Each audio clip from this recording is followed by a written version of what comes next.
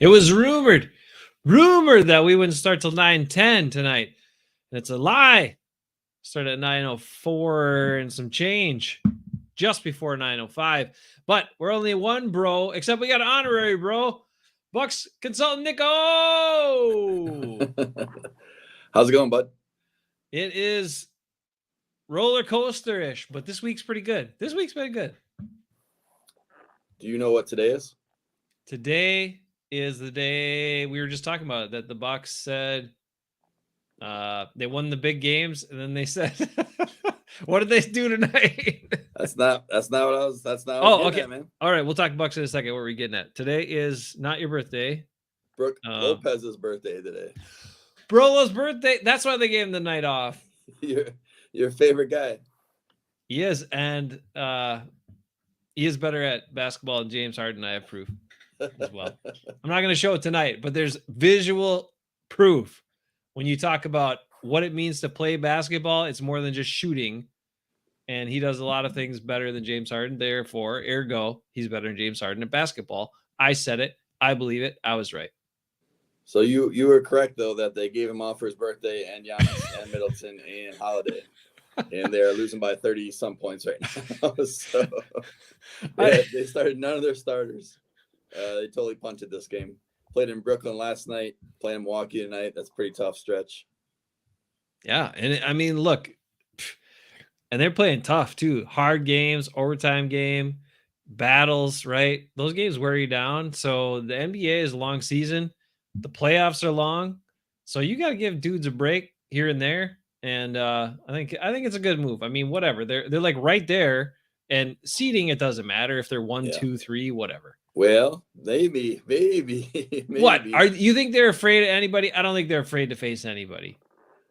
Afraid is a big word. I think that there's a reasonable chance that they could play the Nets in the first round. Sure, why not? Let's play. I think the Nets are better than the Heat. who's in first place? I'd rather play the Heat. I'd rather play Toronto. I'd rather play the Bulls before I'd play the Nets. So it's still really up in the air. I mean, there's 5 games left. The Bucks are going to lose tonight, but if they would have won tonight, they would have been tied for first in the East.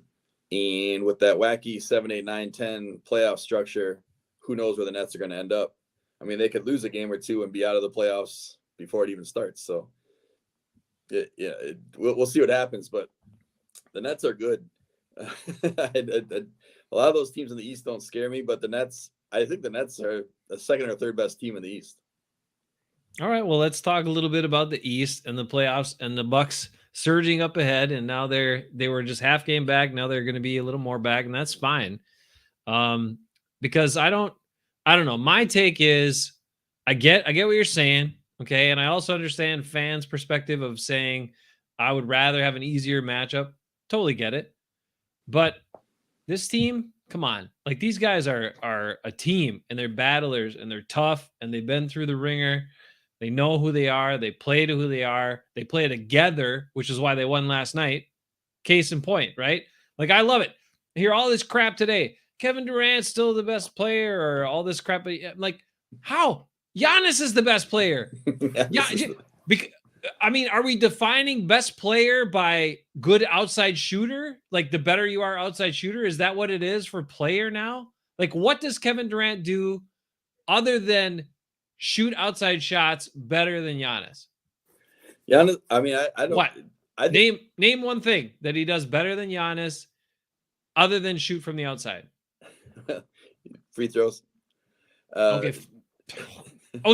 So free throws and outside shooting is what a bunch of people define best player as? I think Durant is really, really good. I don't want to say that he's not a good player. I'm with you that Giannis is the best, but I'm fully supporting that. But Durant is right up there towards the top in my view. I get it. But I think one thing, if we go back to Tuesday night's game, that differentiates them is the Tuesday night game was in Philadelphia. The Bucks won by a blocked shot by Giannis at the end of the game. So in that game, the Bucks had the lead. Harden shot a terrible three that missed by a mile, so it went right in Embiid's went right into Embiid's defended hand. by Brook Lopez, by the way. Defended by Brook Lopez. By Brook Lopez. Went right into Embiid's hands. Embiid went back up with it, and Giannis blocked it. And it was such a crazy block that originally they called it a goaltend. Reviewed it, saw it was not a goaltend. He just jumps 5 million feet in the air.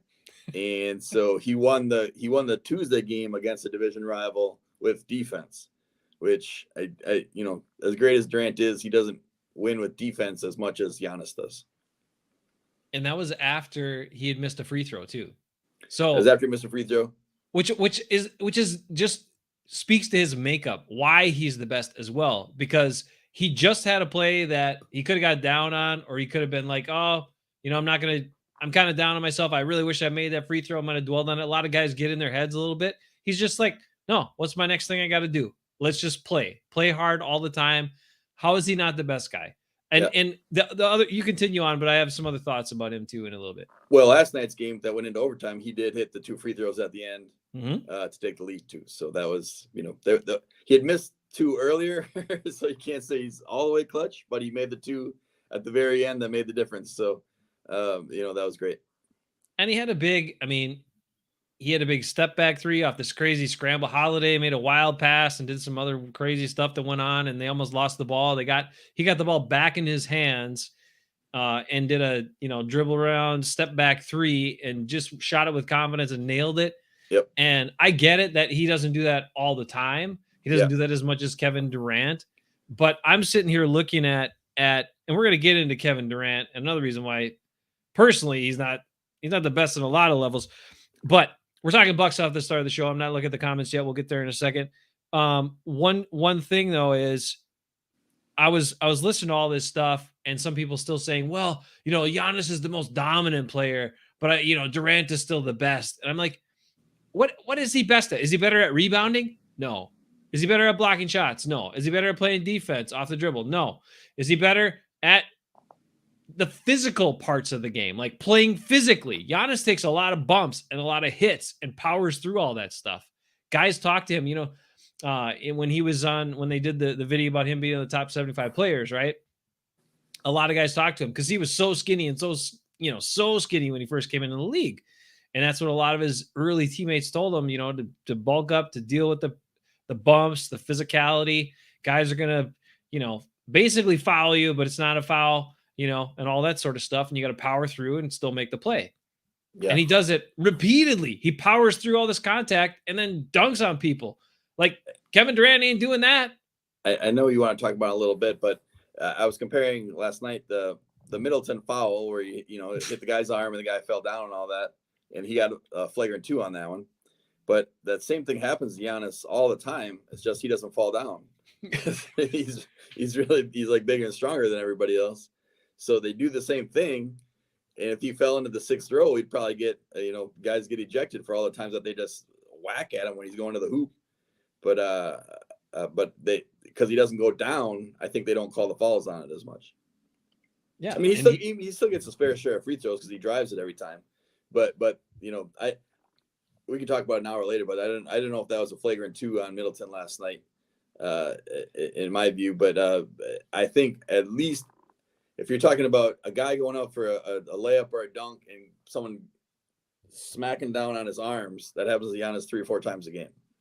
Yeah, I know. I mean, it's just remarkable how many times he takes a lot of bumps and a lot of hits and then, doesn't get the call. But I understand you can't call it all the time. This isn't like the 90s when they did call it all the time for certain guys. This is like they let him play a bit, and that's fine. And Giannis has figured out how to play all through it, and he just continues to work. The other thing is, I think all these people that were talking about this and kind of, still not considering him the best player in the league, how do you not value a guy that can run at full speed, handle the ball, change direction, and control his body and finish at the rim? Like, that is incredible skill too. So don't tell, like, that takes more skill than being a good jump shooter in my estimation. All those things put together, because he's flying full speed, taking those long strides, navigating through all of it, but somehow not, crashing into guys, avoiding the offensive fouls, and finishing at the rim. Sometimes with such beautiful touch. Like, yeah, he throws down hard, but he has a lot of touch around the rim. Like, people underestimate all of that, those parts of his game too, which is incredible skill. Yeah, and the thing I've really seen the last couple of years too a lot is he always shows up for the games too, like the big games. You don't see him have like 12 points ever. You when they have a loss, especially when they're playing like they played Durant last night, they played Embiid on Tuesday. It seems like those games he always puts up. I think he put up 40 points and 14 rebounds in both those games, more than 40 last night. I think like 44, 42, 44 last night. Yeah, 44 last night. And I think he had 40 and 14 on Tuesday. So when he's playing these other top tier, big men, even going back to the final game of the last year where he put up 50 points he comes up big in the big games, which is what you always expected from LeBron, what you always expected from Jordan, is anybody can put up 50 points on a terrible team on an average Tuesday. It's the guys that, when it's a TNT game against a playoff rival with an all-star caliber opponent, that really shows who the top guys are, and he always seems to show up in those games. Now, we know this is quite often a Packer show, and it's themed as a Packer show. We're talking Bucks tonight, and also, we're huge Bucks fans, and if the Bucks make a run in the playoffs like they did last year, we'll be talking Bucks from time to time as well. But I did want to say, like, this is what I thought about, right? Because we're very focused on Packers, but if you look at this Bucks team, how they're made up, how they play, the effort which they play, the way they play together, the way their superstar leads them, but is like a leader in energy and effort and everything he brings and puts into the game. And then also is so humble and doesn't get full of himself. So you put all that together, like the Bucks are the team in Wisconsin people should be behind. Like everybody in Wisconsin should be behind this team, jumping on, like this should be their favorite team of any Wisconsin sports team because of the way it's built, the makeup of it, the players, and the superstar that they have on the Bucks. There's no drama. They're down in games. They don't give up. Like, again, the last couple of these two games they won this week, they were down in both those games. They were down. Middleton got that foul call, which, again, it looks worse because the guy was in the air, right? Like, he just basically just fouled him on the arm.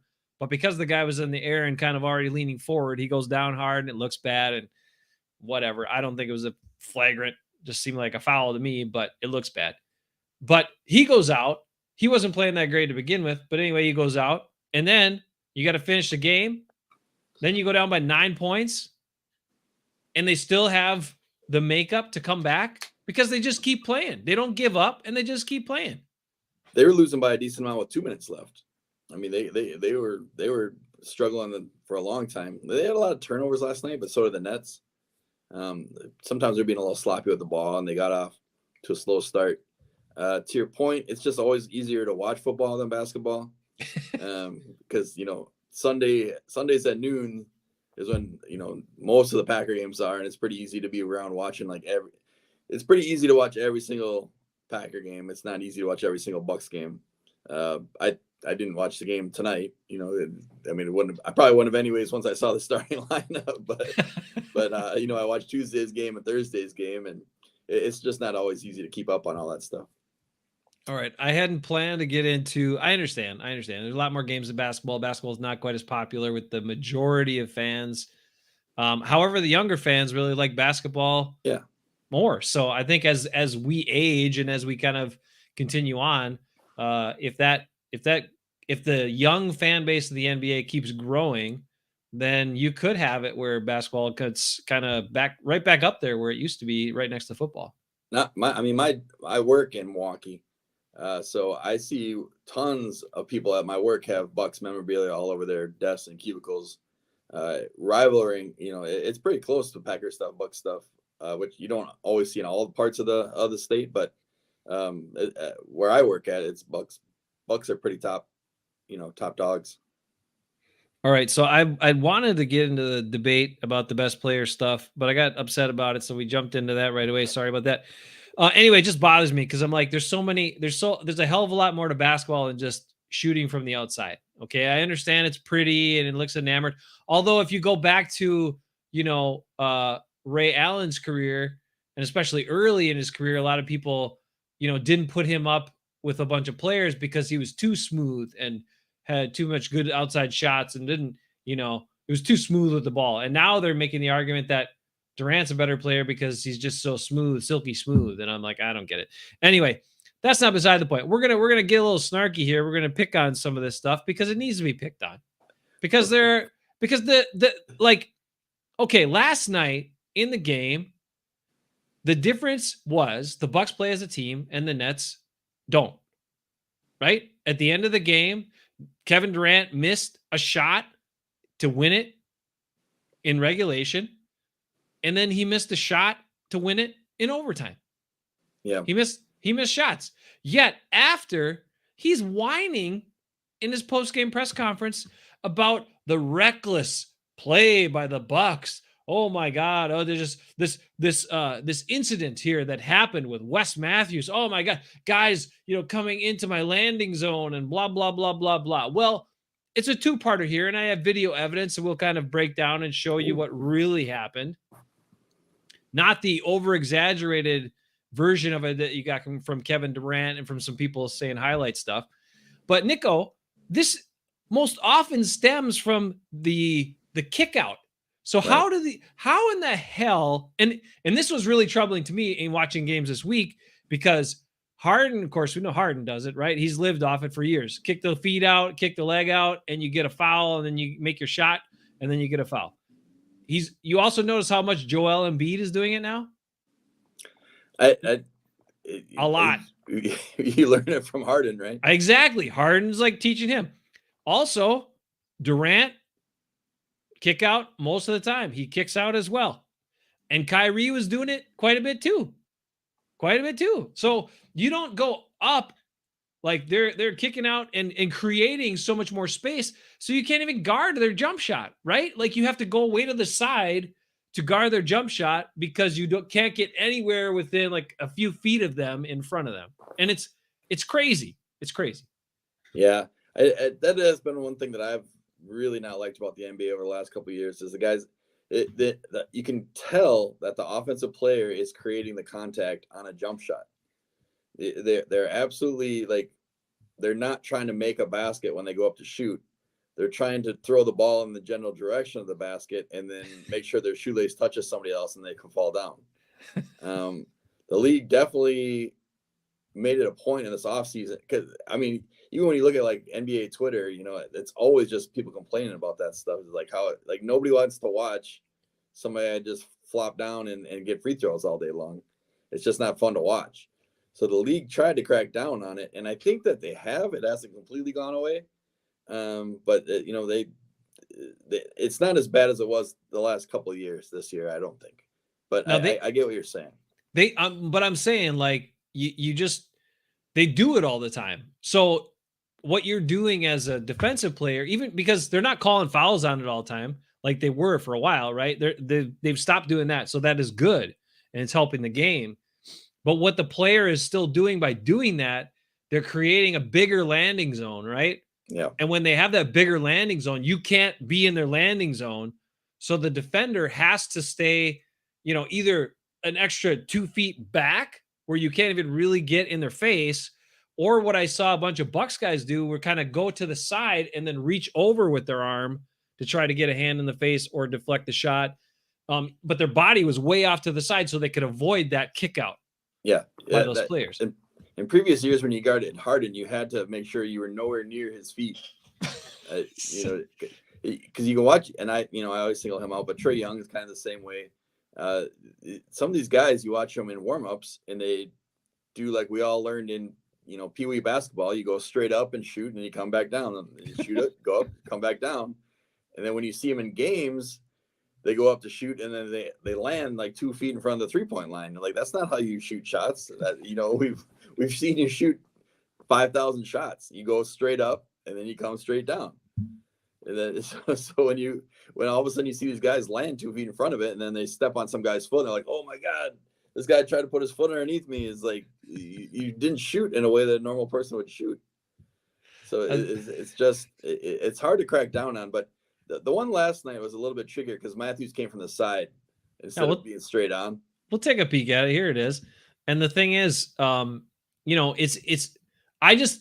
he fouled him. There was contact with his knee. Okay. Yeah. There was contact with his knee as Durant lands. Now, Durant could have been more contained with his body. He's got long legs. They didn't have to flail around as much as they did. And of course, he overreacts when he lands. But the point is here that, there was contact. It was a foul. Sorry about that. It was a foul. But the thing is, he made a big stink about it. Like it was, oh my God, this guy in my landing zone. And it really wasn't that at all. It wasn't in his landing zone. It was, if you watch, is just over too far, right? Look, I tried to point at it. Look how far Matthews is away from him when he gets the ball. Right. So is it playing now when I do this here? You're seeing it? Is. Okay. So now Matthews is coming back and he wants to contest the shot. Okay. And he tried, even look at him. He's even trying to avoid him. Look at him turn his hips there. He's trying to avoid contact with Durant. He catches his knee, but watch. And they show a close up of this and look at him laying there. Oh my God. And then he's got to grab his ankle and okay, watch. Here it is. Okay. Now I want you to watch this because there's a difference. The rule is you got to let the guy go up and you got to let him land. You can't be in his landing zone because they don't want twisted ankles and all this stuff and whatever. And that's great. I appreciate that. But let's watch. Okay. Shot's gone. Matthews sees it. He's late, but he already jumped in the air. He's just trying to make a hustle play. He starts to turn. And right there, he clipped Durant's knee. Now look at the contact has already been made. Look at Kevin Durant right here. Does he look like a guy that's in pain? No. Yeah. Okay. Okay. Yeah. So anyway, the other key point in that is he actually lands. He is on the ground there before the contact was made. So his whining was just whining. Yeah, it clearly doesn't look like he's trying to injure him. He just was late getting there, and he brushed up against him, and it was a foul. And that's. And they called it, and he got 3 free throws for it. Right, and then the play on Middleton that they're upset about. Middleton got ejected. That they got called a flagrant 2, and he got sent out of the game. It's not, the Bucks were not under penalized for these things. They got the, if anything, at least appropriate, and maybe even harsher than they probably should have gotten. So yeah. The punishment, there was, for the action, there was a reaction of the fouls and the free throws, and he one of the best free throw shooters in the league, and he made all 3 of them. I don't know what else they're looking for. The Oscars were Sunday night, so I don't think he could get one afterwards. Look, it's just interesting because rather than facing questions about how you missed the shot to win in regulation, missed the shot to win in overtime, and focusing on your failures there, Kevin Durant, maybe owning up to that, you just whined about that play. So anyway, whatever. What a baby. God. But also, like, the other key point at the end of that game was the Bucks knew who was going to take the shot, right? And there were plays in the overtime. There were plays late in that game where Giannis had the ball, got doubled, found a teammate, he shot it, they scored points. That's the difference. Yeah. Well, that's the problem with the Nets the last couple of years is that their big players never played together. So Kyrie and Durant have still only played 20 games together this year. They still have Ben Simmons, who knows what's going on with him. Ben Simmons and Kyrie have never played a game at the same time together. So they have all these high-level guys, but they don't have any chemistry, which is why the Bucks, kind of have the edge over them. And it's just like, if you can play, if you have trust in your teammates, right? And I think, come on, like most of these guys that are in the NBA should at least be able to make an open shot. So this whole idea that the star player has to take the last shot, and regardless of what's going on, like I understand if you want to put the ball in their hands and have them make the correct play, but it doesn't mean they have to take the last shot, especially if they have 2 or 3 guys on them. But Kevin Durant's taking the last shot, and last night he missed 2 of them. And last year he missed another one, an important one. So, hey, I mean, come on. And instead, Giannis is making the right play. Giannis is the man. I do think Durant is pretty good. I don't know if you don't. Think I know he's good. No. I'm not saying that in what I'm saying. I'm just saying that the Bucks. This is why I believe in the Bucks, and I don't care who they face, is because they know who they are. They play hard. They're never out of a game, except for tonight. But that was when the other guys were all on the bench. But they're, like they don't give up either. Their will is not broken easily. And on top of that, they play together and they play as a team, and they're trying to get the guy that's open to take the shot. And at times, yes, like we saw in the finals last year, at times Giannis had to just do it and be like, you know what? Everybody else is playing like garbage right now or doing dumb stuff. I just got to be the man and do it. Okay, it's great to have that guy.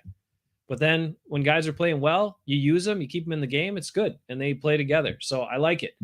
I wasn't sure about Grayson Allen coming into this year, as we had talked about, but he's doing okay. So it's fine. As long as he makes open shots, we're good with him. Yeah. And then Pat came back from his injury. He's out for a little while. Pat. Lopez back. Yeah. Boy, Lopez. I think they're about as healthy as anybody right now. Mm-hmm. They don't have any major injuries, and they're, if you want to call them a core four, have played together quite a few games the last 2 years. So, I think they have as strong as chance as anybody. I mean, Phoenix is pretty tough, but the Bucks have as good a chance as anybody to win the title again. Yeah, just got to get through the East. I mean, Phoenix is playing at a crazy level, but then you can just, you match up. The other thing I like about them is they have enough versatility with their big guys. Like some of them aren't as big, but a little quicker. So if they go against a team, maybe Lopez that's a little smaller, Lopez plays a little less, but they can big up against certain teams too and play him more, play him with Giannis and sometimes with Portis, or get Serge out there. So they got more versatility with their bigs. Yep. And so they can match up against pretty much anybody. So I like that too. Yeah. All right, man. It should be a fun playoffs. That's all I got for Bucks tonight. Ben's not here yet. If he doesn't show up, I just have a couple of quick things for you. A couple of quick bits of information. And that's about it. So I don't know if you want to take off, if you're done with the Bucks segment, or if you want to hang around for a second, that's up to you. What are you going to talk about? Well, there's not a lot. I mean, it wasn't a big week for Packers. The last couple weeks have been big for Packers. Do you want to weigh in on any of this stuff that's gone on and here in free agency? We haven't heard from you in a little while, Packers wise. Did you have Mo on a few weeks ago? Last week, zero. Hold on, zero. What is this? Not happening, zero. Not happening, dude. So, zero. You see this? Jersey up here?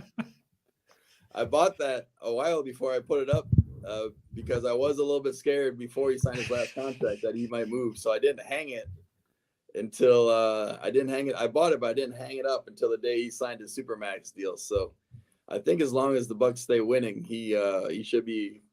I think he's happy in Milwaukee. The state's really taken to him, and he seems to like it so far. And it's not the old school NBA where you only get on TV if you're in certain cities. You can still do commercials and get on TNT and everything, ESPN, even if you're playing for Milwaukee. So I have been burnt in the past by some of those moves, and I curse you for saying it. Look, come on. Giannis is a different kind of cat. That was the other thing. To have your superstar be this kind of guy that's not into the glitz and glamour and all that stuff, and really just wants to focus on basketball and his family, and and he owns that city. Come on. He's never going anywhere unless he's not. And even if, I think he'd stick around even for some lean years if that's what happened, but I don't think that's going to happen because he won't let it happen. He just plays too damn hard, and he's too good of a guy. He is the superstar in Wisconsin that you should be behind at all times. I was nervous before they won the championship and before he signed the Supermax deal that he might move, but yeah, now that they have a title contender, like what the Lakers might miss the playoffs, right? Yeah, crazy stuff. All right, all I got for you, football. So anyway, Packers. Did you want to weigh in on any Packers side? So the Devontae trade. No, I'm just gonna ask Mo. I got some old T-shirts with holes in them and some socks that I've worn too many times. So I know the Vikings like all our scraps. So if Mo wants to wear any of my old raggedy old Packer clothes, the Vikings love Packer scraps, and everybody knows it. Oh man. Yeah, it's so weird. It's so weird. I mean, and this one is interesting. I didn't realize that they structured the contract the way they did because it, on the full scope of the contract looked, oh man, he's getting a lot of money, but really they he's pretty cheap to them this year and even not that expensive next year if he plays well this year. So whatever. But I was just done with the guy after what I saw. And we talked about it.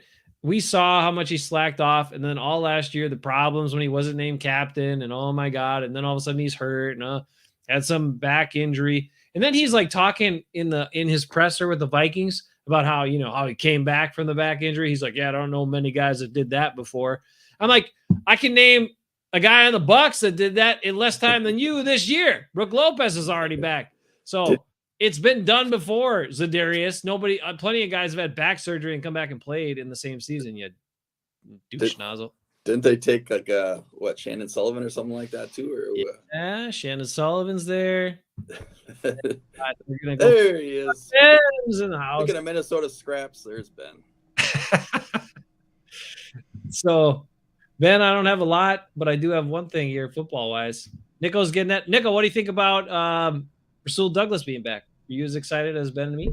That's great. I mean, I think the Packers. I think Goody must be watching your show because he did everything he wanted, except for the big one, the four-time MVP, except for the four-time MVP coming back. They did just about everything. Oh, excited than Lukey Patrick leaving, but other than that, they did just about everything you guys wanted. Yep, that's true. This is the most excited I've been for a Packer team. See, I do. Part of me kind of. I don't know. I'm a little worried about the MVS not being there. That's true. They do got to address that. But he never really did amount to too much. But I just the thing that I always thought was, man, if Devontae wasn't there, could MVS have turned into like a star, Right. And now we'll never know. We'll never know. Was MVS good or was he just fast? I don't know. I don't know. But we don't know. You're gonna know if he's gonna turn into a star because he's going to this year. Well, yeah, but he's also got Kelsey and now they picked up the Juju Smith, whatever the fart. Yeah, but he's not gonna fly down the field like MVS. Look, MVS is gonna be the top guy in average this year, and he's gonna get enough opportunities and because that's the other part. Remember this about Kansas City and a lot of other teams. Like, they just keep slinging the ball. They don't care. It's not like the old McCarthy days where you're up by 30. Oh, we'll just shut it down and punt and finish out the game and let it get close and all that stuff. They just keep pouring it on. And if they'll do it in the fourth quarter, they'll do it right down to the end of the game. So MVS is going to get, I said it before, he's going to have Pro Bowl type numbers this year. I don't know if he'll make the Pro Bowl or not, but he's going to have Pro Bowl type numbers, and he's going to lead the NFL in average per catch. Yeah, I mean, but I think you can find another guy with a similar skill set in the draft. Yeah. I mean, I'm not saying we will. I'm just saying you could. Well, I think they need to. I mean, one of these days coming up here. This is the year. We'll break down. I'm going to break down the wide receivers and go through all that and see what they can get. But yeah, because they need. And of course, they won't. They need somebody fast that could potentially catch the ball. Rick is less afraid of MVS than Tyreek. Well, he's shiftier. That's true. But Tyreek has dropsy problems too. I mean, he dropped balls in the Super Bowl that should have been catches, and that's why the Chiefs lost. Did you guys have Rick rank the AFC West quarterbacks yet? No, but I can tell you this much: his quarterback is not the last. There's a certain quarterback who scored 0 points against the Packers defense last year. That guy is the one who's last. You got to put it up for debate. Hey, there's I was going to tell you, I don't know why I got looking at this week, but I looked at the Wonderlic. I don't know why. Anyway, so you like the fact that it said lick in it? Maybe, but anyway, I well, wonder. it's a wonder. Yeah, it's a That's wonder. weird. That's weird. And anyway, I looked at that, and because Aaron Rodgers is supposed to be so smart and all this stuff. So I was like, okay, what's his Wonderlic score? And blah. He bragged about his Wonderlic score, and it was 39 out of 50, which is good. But there were plenty of other guys that had, including Ben Watson, who had a 48 or a 45 or 46 out of 50. Ben Watson played tight end. I know. Yeah. Well, all players take the test, not just quarterbacks. Yeah, but So nobody Ryan talks. Fitzpatrick Nobody did pretty talks good. about anybody else. Well, okay, but anyway, what happened was, so I looked at that, and Pat Mahomes only had like a 23 for the Wonderlic, which is pretty average for quarterbacks. But they're like, well, he's so talented, we don't care. And then, another guy that was interesting, just an interesting side note, another guy that had a 39, the same as Aaron Rodgers. Brett Favre. No, I don't know. I didn't look up Brett Favre. Oh. Although Terry Bradshaw did have like an 11 or Yeah, I or believe an that. 8 or 9 or 11. That's where Bradshaw was at. No, your guy Justin Herbert had a 39, same as Aaron Oh, Rodgers. There you go. On the Justin Wonderlic. Herbert. Well, I don't like Justin Herbert because of his brace. I like him because of his arm. If you like him so much, why didn't you draft him? If it was me, I would have. I would have traded everything I had. I would have traded. I would have done a 49ers move. I think he's talking fantasy, Ben. I was talking Because some jerk face drafted him before I could get him. and I'll do it again. No, you won't. You're gonna have to hang. You're gonna have to keep. You have to keep him. I'll do it just to spite you. I don't care if I ever win again. You know, Nicko, what happened, man? We were supposed to be doing stuff this year, and then you got a girlfriend or something, and now I never hear from you. Hey, you ever play a game called Wingspan? Yeah, I own it.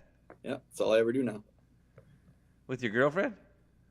Anybody that wants to come over, I'll be your girlfriend. the mailman comes over and just says, was "Hey, you weird. want to play some Wingspan?" Nicko, we gotta play some games. We're having a party night. Yeah, I just got to drive 5 hours. I know it sucks. Well, I gotta drive 4 hours to get to your place. Maybe you can visit I- Jason if you come over, Bobby. I really Hey, hate nobody wants to Minnesota. hear this stuff. I'll let you guys go. You guys have fun. No, hey, whatever. I don't get to talk to you. You're a jerk. Well, I you don't should care come on about earlier frickin- then. Yeah, but I don't care about this crap. I care about Nicko. Talk about the Packers. We'll talk about the Packers. Actually, Packers. 4-time MVP Aaron Rodgers. Here, wait. Tell me, quick. Go. Sum up. I don't pay. I don't pay attention to the Bucks. So what's going on? Just real quick. Are they good or what the hell's going on? They were a half game out of first place in the East before tonight, but they didn't play their top 5 starters tonight, so they lost by like 1,000,000 points. So they're one game out of first in the East. Well, that's okay. Who cares? They'll be fine. Yeah, they'll be either first or second, maybe third in the East. And How many then, games are left in the actual regular season though? 4 or 5. yeah. 4 or 5. Okay. Favre was at least That- twice as good at the Hey. Wonderlic as Terry Bradshaw. I just had Thanks, an idea. Zero. I had an idea. What? Don't cheat. Well, why don't you guys, like on the night of the draft or like the night before the draft, have Eric administer the Wonderlic to both you guys? Oh God. Yeah, you're talking big. I'll get like a 10. You're talking big. Why No don't one. you- I talked I'm not to talking. That's a publicly accessible test. Have Eric administer it to both you guys. Honest system, no cheating, and see how you guys do on the show. I think you have to have a quick brain. Yeah, it's time. That's why it's not going to take 6 hours. You got to do it quick. We're not good at that here. We talk for like 3 hours on this show. We just keep going. We could do. I mean, I would totally be up for it. I'm not gonna say I would score well, but I'd be up for it. Do you think I just saw someone posted that Favre had a 22? Would you guys beat or lose to Brett Favre? And can we do betting odds on the in the chat? I have no idea what it even is. It's just what? it's just questions. It's not. It's Well, not asking you- what? I don't know what. Are you sure? Are you sure those guys weren't like prepping for it? Going What into color the- is blue? I'm sure they time have they to. took it? 'Cause we you haven't know, prep- they know what it is. At least I have no idea what it's about. Well, that makes it more fun. Listen, I took the ACT and what did I got a 23, which isn't that great, but it was enough to get me into college, and I was like, I'm good. I'm not taking this crap again. Rick got like a 32 or some crap, that bastard, out of 36. Well, that's why I said he had administered the test tonight. Well, yeah, he is a genius. He's the closest thing to genius We'll that see I how know. you guys. I think it'd be a good bit for the show for you guys to take the Wonderlic on the air here, and So you don't even want us to talk about Packers. You just want us to make asses of ourselves, and you think that's a better show. I love you guys. I think you'll do just fine on the test, but I don't know. I'm actually. Usually I just wake up, like I just literally woke up 2 minutes ago, so I'm like, I don't think I'd be pretty foggy in the head. All right, well, we'll see if you can beat Terry Bradshaw then, because All right, maybe I can beat Terry Bradshaw. That's about it. 50 Rick, questions hold in on. 12 minutes. There you Rick go. likes it. Says good plan. That sounds like that's a contract right there. 50 Qs in 12 minutes. Oh my God. You guys can knock that out in one little section. Oh, Zero Wait. says bring your protractor, Ben. Did you have to write it down, or do you just say it? How do they work? How does it work? I think it's a written test, but you could prepare it. You could prepare it. That's why Eric's in education, and he can figure out how to administer a test to you guys. You get 12 minutes. You can knock it out right on the show. People can Wow. play along at home, Wow. and then whoever Yeah, but loses has to do a shot of vodka or something. If it's timed and Rick just asked the question and we both have to answer, then I got to wait for Jason to answer. No. We'll send you into like the private room, and then you'll be Ooh, off the show. Private and then room. That then we'll sounds do- good. Then we'll just do the one. One of us will do it, and then the other one will come in and do it, and then people can hear, our answers and compare how stupid we are. Well, all right. Well, that sounds like fun. I'm up for it. I don't care. I make an ass of myself most of the time. So you guys whatever. can both get the written have your wives print out the written test for you and not show it to you. No cheating, integrity. I would never. Come on, you know us. Well, wait a minute, Ben. All right, that's a good point. I will cheat. Ben is a man of questionable moral fiber. Once in a while, never like maliciously or to hurt anybody, but No, but when it comes to, I am a sore loser. I am the worst loser of all time. I will cheat. Ask anybody, right, Livs? Will I cheat? We probably should have had you on when we were talking about dirty fouls before too. Oh, well, I'm the expert at that. I know that's why I wanted you to come on. You're like, I don't know anything about the NBA. I'm like, you can talk about Yeah, but I haven't seen dirty it. fouls. You All can the talk stuff about you're talking to is whining like sending all these texts, and I'm like, people. I don't even know what's going on, and I don't have time to watch this stuff. I really wish I did. I live in Minnesota. The last time I was a huge Bucks Not an fan, excuse. guess TNT. what? I was living in a 4-bedroom apartment with Nicko, watching the Bucks every night they were on. That was the last time I was a Bucks fan, really, where I knew what the hell was going on. They're Who way better has- now. Who has the most nationally televised games this year, Nick? I don't know Probably about the Knicks. Lakers. Oh, okay. Well, anyway, the Bucks are up there. They got some nationally televised They were ones. on. So They were on twice this week, but it's good to see them. It's good to see you guys. And I, once again, $1 million idea by me that I give to you boys for free. nice work, Well, Nicko. you got to come on more often, you jerk. I'm an idea man. I'm a regular season Packers guy. This offseason stuff's too tricky for me. I know. Well, okay, will you join us for a little bit for the draft? Do I have to take the Wonderlic? No. Yes. All right, then. I mean, yeah. I don't 'cause watch the draft. Well, we should do the Wonderlic during the draft show because This that will be draft the show gets first really time- long no. and boring. No, I know, but this will be the first time Nicko would actually see a Packers draft pick. That's being true. made. Let's do it. Come on. Just I you don't have to, not the whole time. Just come on for like when they're getting close to They picking. have 2 We'll picks in send the you- first round this year. It's going to be actually interesting. I saw Tony Mandrish and I stopped watching the draft. Yeah, I would have stopped there. Yeah.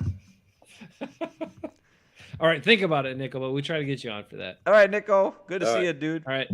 Bye, boys. Peace out, Nicko. Catch up. All right, Ben. Yes, Now I know this was kind of a slow week in Packerville because it everything was, happened. but not NFLville. There's No. some stuff that happened.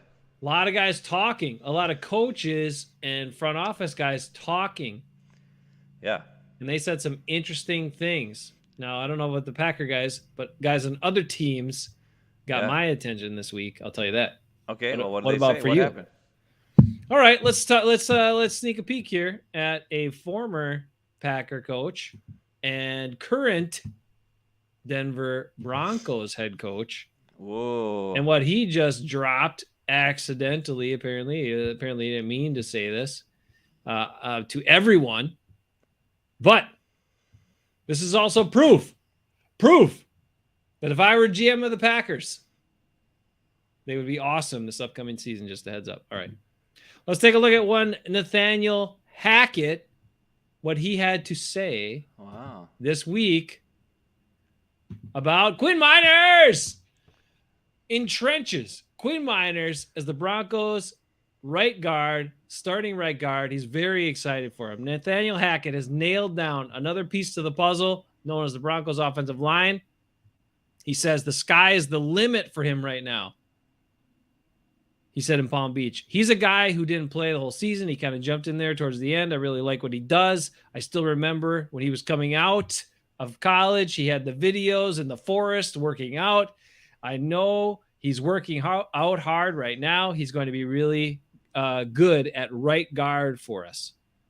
He let that slip. That wasn't supposed to be public knowledge. Why? Because, they're supposed to have a competition and there's some other guy in there and blah, blah, blah. Now, last year, he had Denver's rushing attack was 13th. Miners graded up by PFF. I love PFF. Number 36 at offensive guard, 11 spots ahead of the guy who was starting before he got injured, and then Miners got to start. So, yeah, but his run blocking was probably 1, and his pass blocking was probably 52. Let's just sneak a little peek at this marvelous play with Quinn Miners. Just take a peek at this one here. Let's see it. They give it to the former Viking, and there he goes. There's your backup. He's still. He just stuck his sack on that guy's helmet. He's right here. He's right here. Look at him. Look at him just plow the hell out of everybody. He doesn't care. God, I wish he was a Packer. Oh my God. Can you imagine if we had that guy instead of Royce Newman? He's like the opposite of Royce Newman. He honestly is. Can you imagine if we had him and Lucas on the same line? We can't have both because they're dumb. Oh my God. Well, if I was Ryan Poles, because they still have problems in their line to figure out. If I was the Bears GM, I would trade for that guy right now. Why? Hackett's not going to let him go. He just said he's the best. If they offered him enough, give him a first-round pick. They'll give him up for a first-round pick. Yeah, maybe. Teams are dumb. Give him a first-round pick. For that guy, and he's only 23 years old. He's 23. You want a guy who's going to try hard? That was the other thing that came out from the Bears this week. They talked about having guys that were M&M, mean, and I forget the other word, but mean was the main one. So they wanted I forget it. Anyway, that's good reporting. Where's that plaque? Sorry. Well, here, because this was the other thing. The Bears guys were talking this week. I don't have that pulled up. But they said, all of a sudden I read this headline that said Poles was saying, and it was about Lucas Patrick. Because the Bears are just talking about Lucas Patrick more than anybody's ever talked about Lucas, other than me. The freaking Bears, they don't stop talking about him. He was like their number one signee in, the number one guy they signed in free agency. He's the guy the coach is talking about, the GM's talking about. Anyway, there's this headline that said, he's a prick and he knows it. That's what the GM guy said about Lucas Patrick. And I was like, what? So I read this article and he's talking about how hard he plays. And he's like, that's how he survives. Like, he knows he's nasty. And he said he's a prick and he knows it, but that's how he survives. Like, he keeps his edge. He plays hard. He does all this stuff. He plays at the end of the whistle. He blocks guys sometimes right after the whistle, whatever he's got to do to be nasty and mean and be awesome. Right. Yep. And they just keep talking about him. And then he said, so in that article too, they were talking, the head coach said that his thing about the M&M, like that's what he's looking for, guys that were mean. And I can't remember what the hell the other word is, but it's another M word. I'll try to look it up. Anyone else knows it, figure it out. But anyway, if I was the Packers GM, we would have kept Lucas Patrick. We would have got Quinn Miners. They'd be right next to each other on the line. And we just tell Aaron Jones and freaking AJ Dillon to run behind those dudes every play. That'd be awesome. Or AJ Dillon, anyways. AJ Dillon behind those two guys would be perfect. He just plow right behind. It'd be like three monsters just plowing over everybody. I'll tell you this much: you wouldn't have the Billy Turner touch tag on freaking 4th down and 1. You wouldn't get that at all. Here's the other wild stuff. So right, the Broncos signed Billy Turner. They did sign him back. Yeah. So he's rumored he might be starting at right tackle next to Quinn Miners. Think about the irony of that. Like, how the hell are those? Miners is going to be like way down here. Billy Turner is going to be letting guys run around, turnstiling them, and oh man, that's going to be bad. I still don't understand how these teams don't like watch the tape and see it. It blows my mind, and I know I'm not like, I'm just a guy. What do I know? But I'm pretty sure there's been multiple cases of Billy Turner really, really, really sucking up the place. So how does that guy still get a chance? Just because he says the right thing all the time? Him and sounds Zadarius really Smith smart. are very similar. I mean, Zadarius doesn't sound smart. Billy Turner the sounds Slack smart, Bros. but They're the Slack they talk a good game. Yep. They say all the right. They know exactly what to say to get either the fans or the coaches to think that they know what's going on. And then if you watch the tape, you're like, why in the hell are these guys in the game? And I don't understand. Well, like, isn't that their job? Don't they have guys on the team to just watch the tape of their own players to coach them? Right? Like, what are they doing? Yeah. Why would Hackett get fooled enough to sign? Like, would he tell the GM, yeah, don't sign him back. Trust me, he's not worth it. The Packers only saved just under $3 million by cutting him. It wasn't even that great of a savings. Like, they're still paying him more than that to not be on the team. It's a Zadarius Smith thing. So, Billy is a wall man. I don't know what that means. Does that mean he never moves? That's true. He's a spinning wall. He's like a wall on an axis that just spins around and around. I'd say he's more like one of those doors that that spins around constantly, and you can just easily go through it. Just shove the arm and then go around and keep going. He just keeps spinning. But we don't need to get into that.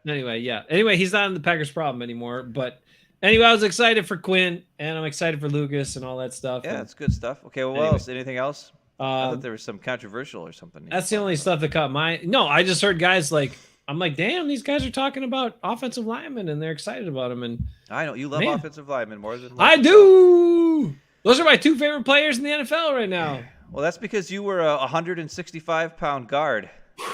I was once upon a time. Amazing. Why? We'll never know why we had 100. Everybody else on the offensive line was at least 200, weren't they? I know. Except for Desjardins, but he was short and like tough. I know. I told this 175, right? Tough is a little fat. He acted tough. Flabby. Yeah. Okay. Anyway, but he had that voice that didn't register tough. Okay. Anyway, listen. I know I told this story before, but I'll tell it quick again because a lot of people now that watch the show and probably didn't watch the show, but last time I told the story. So yes, you were correct. I was 165 pound guard at one point. Actually, I was 160-pound guard at first, and then I gained 5 pounds from my sophomore year to my junior year. So then I was 165-pound guard at that point. 5'10", 160 pounds, and you played defensive end at 5'10". Well, I played defensive tackle at 160. Defensive tackle? You did? Yeah, at 165 pounds, I was D tackle, and then when I gained like 30 pounds, but then lost 10, so I gained like 20, 25, 22 pounds. Then I played defensive end that last year. But anyway, that's beside the point. The best thing that ever happened was when I was a sophomore in high school. I was 160 pounds, and I was an offensive lineman because I wasn't fast and I wasn't that tall and I wasn't that skilled. And I couldn't, so I was an offensive lineman. Fine. And what happened was we had did this thing. Our coach did this thing where everybody was a backup to somebody. So instead of like one guy going out, the best offensive lineman comes in. They're like, no. We have a backup for each position on the offensive line. Okay. So I was the left guard's backup when I was a sophomore in high school. Okay.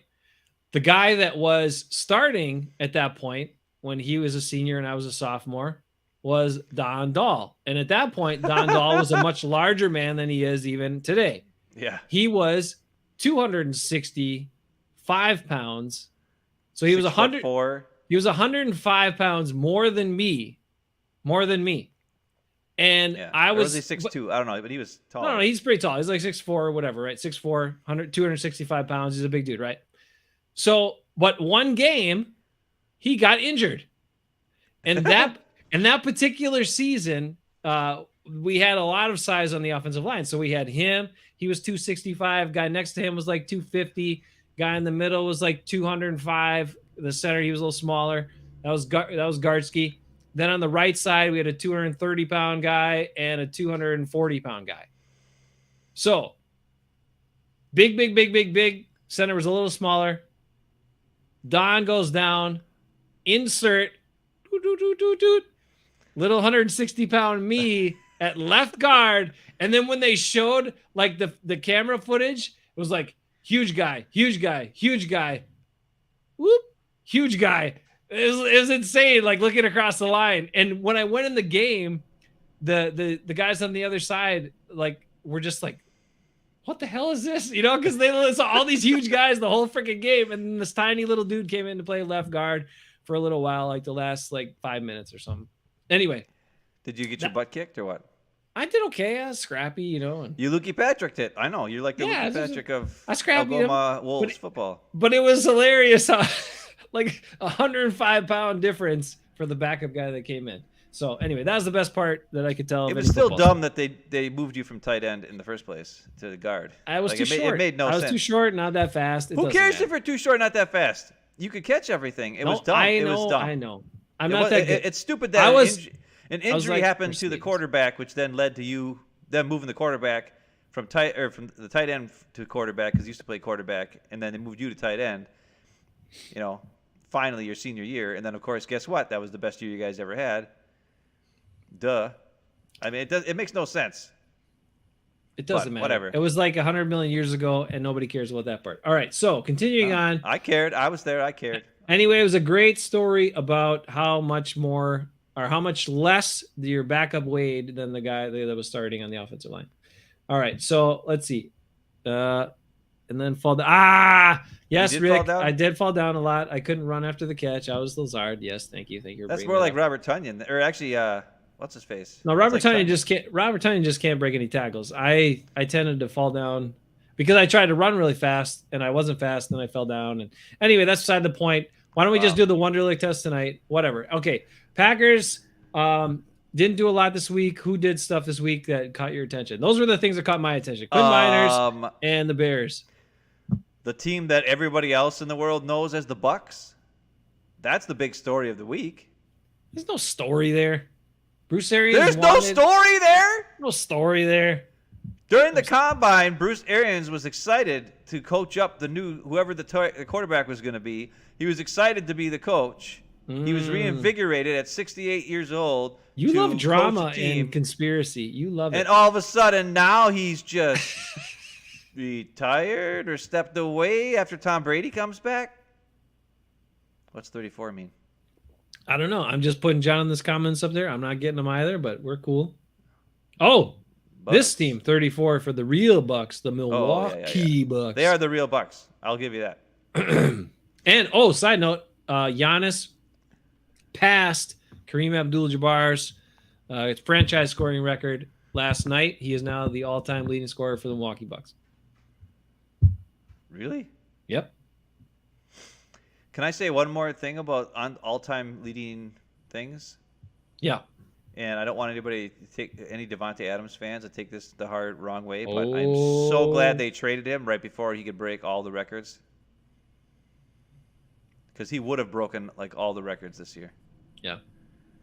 So all Double D's records, the Don Hudson record would have been gone. I still think that's one of the coolest team records in history is the Don Hudson wide receiver, the touchdown record he's got. Because 19, you know, like, I mean, like way back in the old fart days, and he was getting crap ton of touchdowns back then in the air. Like nobody did that. Nobody. Yeah. Right. And the fact that he still leads the Packers at all time for touchdowns is amazing. And I'm really that's another reason why I'm really glad they traded Devontae away, because he would have broken all the he would have broken Double D's records, and he would have broken Don Hudson's records for sure. So Don Hudson was born in 1913. He was born in 1913? Yep. Oh, okay. So I guess he played in the 30s then. Let's just say 99 touchdowns, bro. Yeah. He played from 35 to 45, 99 touchdowns. That's a crap ton of touchdowns. I don't care what era you play in, but that's remarkable, man. Oh my God, listen here, look at this. No, let's pull it up. What the heck? What am I doing here? Let's pull it up. I just looked it up because you got me curious. This show's crazy and off the rails anyway. We're doing some Wonderlic stuff. I don't even ever got into that, but here we go. Not doing it tonight, but we just committed to doing it thanks to Nicko and his great genius idea man, Nicko. All right, take a look at this stuff here. Don Hudson. It's not shared. Oh yeah, I got to share it. Sorry, I got to get back into that spot and activate it from the board. All right. So, Mr. Don Hudson. His first season, 18 receptions, 6 touchdowns. His second season, 34 receptions, 8 touchdowns, 41 catches, then 7 of them were scores.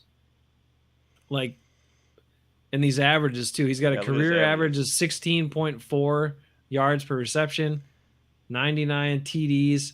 99 TDs out of 488 catches. Yeah. Now, they didn't keep track of targets back then, but no. I'm sure he didn't get, 20 targets a game. Hell no. I'll tell you that. But it's just one of those things that I think is one of the coolest things about the Packers is that you can still have a guy who played that long ago and his record is still there. Back when they played like 10 games a season, and now they're playing 17 games a season. It's just, it's cool. And part of me, and I know a lot of fans were, you listen to Wes Hodkowitz and all those kind of guys, they were all excited that Devontae is going to break the record for the Packers. They talked about it last year. If he stayed, he'd break all the records, and he'd be the most prolific receiver in Packer history. And I'm like, I don't want him to be the most prolific receiver in Packer history. I want Don Hudson to stay the most prolific receiver in Packer history, or Double D. Donald Driver and Don Hudson. Their both name is Don, just like Don Dahl and Don Famry. So let's keep it. Let's keep the Dons as the top receivers. We don't need another guy in there. So I'm excited for that. And he also had 3 rushing touchdowns for a total of 102 touchdowns in his career. So that's pretty dang cool. Yeah, that's crazy. I just think it's cool. I mean, and I wish Devontae luck with the Raiders and Rick and those guys, and that's awesome. Yeah. But, it's just a side thing that we didn't bring up 2 weeks ago that I, just thought about the other day, and I was like, oh yeah, that's right. I mean, it's kind of I'm glad. But anyways, back to Bruce Arians thing. Bruce Arians. I mean, I thought that was huge. That's huge. Because either Tom Brady retired, and then the GM was like, or the owners of the team are like, hey, come back. And he's like, I don't want to unless Bruce Arians is gone. And they're like, okay, fine, we'll do it. But we got to force him out a couple weeks later so it doesn't look like he quit because you came, or we got rid of him because you came. And we'll just move him up to the, front office or whatever the crap. I mean, Tom Brady it just proves another point of this whole power to the highest. To the people. Not the people. I know. Power to the people is what we're looking for. But I mean, it's just one of those the Aaron Rodgers and the people and the people. It's not the people and the people. It's not even the coach and the coach. It's the star and the star.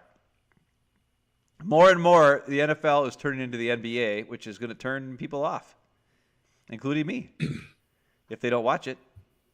And turning me off is really hard because I love football. But I hate diva baby crap, monkey butts. And and don't get me wrong, I hate Bruce Arians too. Especially after I hated him ever since this is back when I was a huge Aaron Rodgers fan. But after when the Packers played the Cardinals in the playoff game where Rodgers had the 2 Hail Marys in a row to Jeff Giannis, and after in the press conference, Bruce Arians was so dismissive to the team. And don't get me wrong. I mean, they needed 2 Hail Marys to get it in overtime. And all they were bad. They had no business being in that game with them. They couldn't, it was a bad team. But Bruce Arians was a complete jerk. And then, he was pretty much poo-pooing Aaron Rodgers, and which is fine, I guess, nowadays because I don't like him. But back then I was super mad about it. And then when they canned Mike McCarthy, and a lot of people were like, "Ooh, Bruce Arians could be a good," and Bruce Arians is like, "I don't want anything to do with that team, or that position, or whatever." He had no job. I don't want anything to do with that. And it was a slap to the face to the Packer fans, slap to the face to Aaron Rodgers, which is fine with me, but slap to the face to the organization. And was he right about it? I guess because he won a Super Bowl, but he had to squeeze Tom Brady in there just to do it. Mm-hmm. And to get all the calls for his defensive backs when they were holding and beating the crap out of the Packers receivers in the NFC Championship game just to get to the Super Bowl. But, whatever. And have a whole NFL team that's full of dang superstars on defense and wide receiver. But, I don't know. And part of me you'd think would love that guy. And if he was a Packer coach, I'd probably love him, but because he's kind of a big jerk. But it's one of those things where it's just weird. This whole offseason has been totally weird. Like, the power is totally going to whoever's making the most money, 100%. And that's just another point of it. With all these trades, all these guys getting to go wherever they want, and that's part of the reason why I'm not as much an NBA fan. Now, luckily, the Bucks, like you and Nicko said, have kind of, and with Giannis, who decided to stay with the Bucks, and which is a cool thing. And they bring in cool guys like Bobby Portis and stuff like that. That makes the Bucks like the one team in the NBA you can root for because they're not a bunch of diva jerks. They're awesome. Yeah, they're just a bunch of cool dudes. So that's cool. But it's also scaring me that the NBA or the NFL is starting to, turn into this thing. And it's one thing. I guess I think quarterback is something that could possibly do that. But now even receivers are doing it.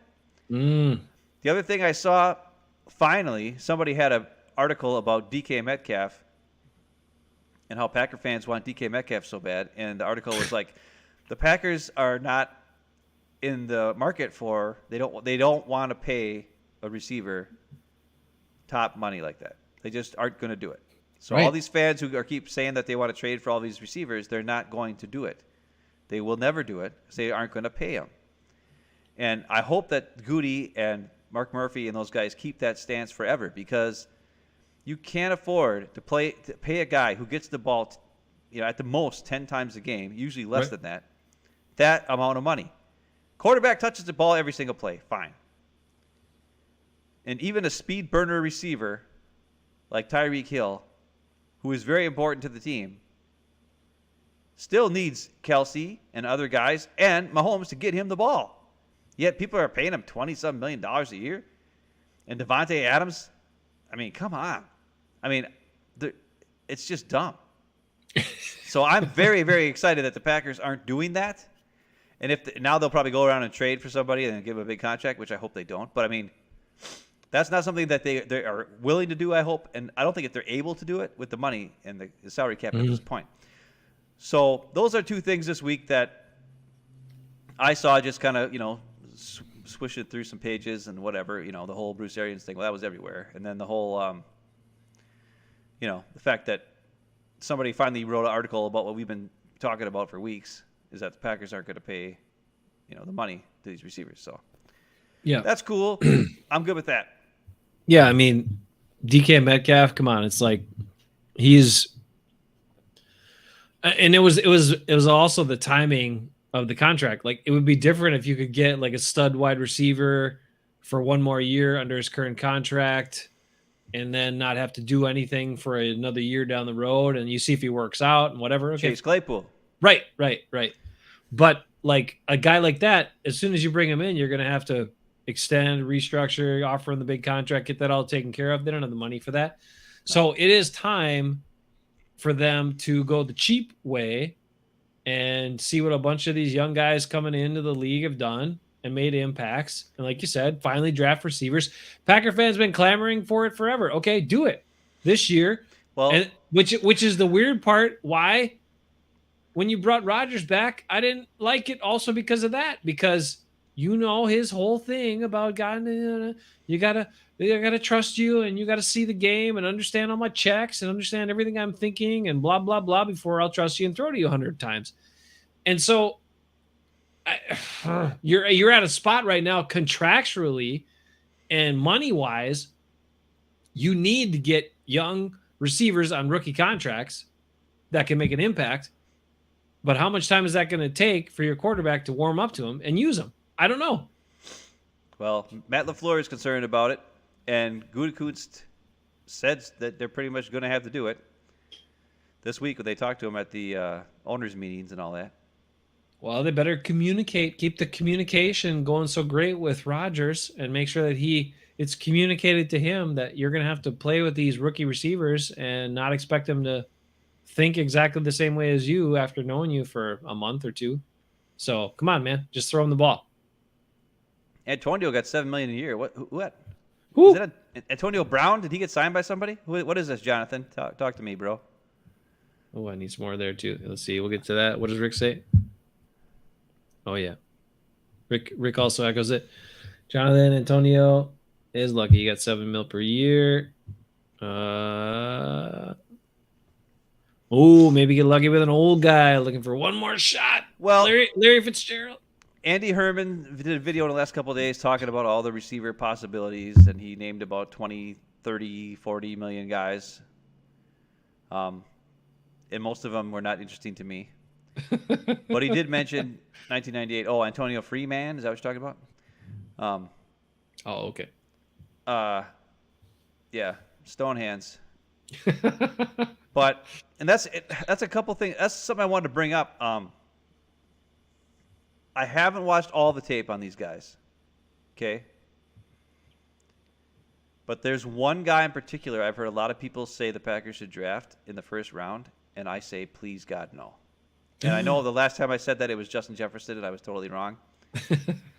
But this guy, I don't like what I'm seeing, and I have to go back and watch a little more. But it's Chris Olave of Ohio State. He doesn't seem that dynamic to me. Like, why would you take a guy in the first round who's not dynamic? He also catches the ball and goes out of bounds right away. He doesn't fight for yards as much, from what I saw. Like, I saw a highlight tape of him, and every play he catches the ball and then runs out of bounds. Now I have to go look at it a little closer to see maybe if it was like every single play happened to be in the 2-minute drill. Maybe. I don't know. But it's just kind of concerning to me. I'm not a fan of Chris Olave at all. Another guy is that people have been talking about. What? I'm not a fan of. I'm just looking at him now. I didn't know. Lee put a list together on our last show. Some comments. Thank you, Lee, for the information. Yeah. He was like the guy at the top of that list. Don't like him. And just because he was thinking that he might be there, in the 20s or whatever for the Packers. He'll be there because he's not good. But here, I don't like this about him right now. I don't like his size at all. What is this? He's just over 6 feet, 187 pounds. I don't need a guy that small. What the hell? No, he's not. He's not. I mean, if it became between him and Jahan Dotson or whatever his name is from Penn State, the guy from Penn State is a technician. You need to draft him. He's not. Look, he didn't do a cone or a shuttle. Why? Probably because he sucked at it. So he's got no agility.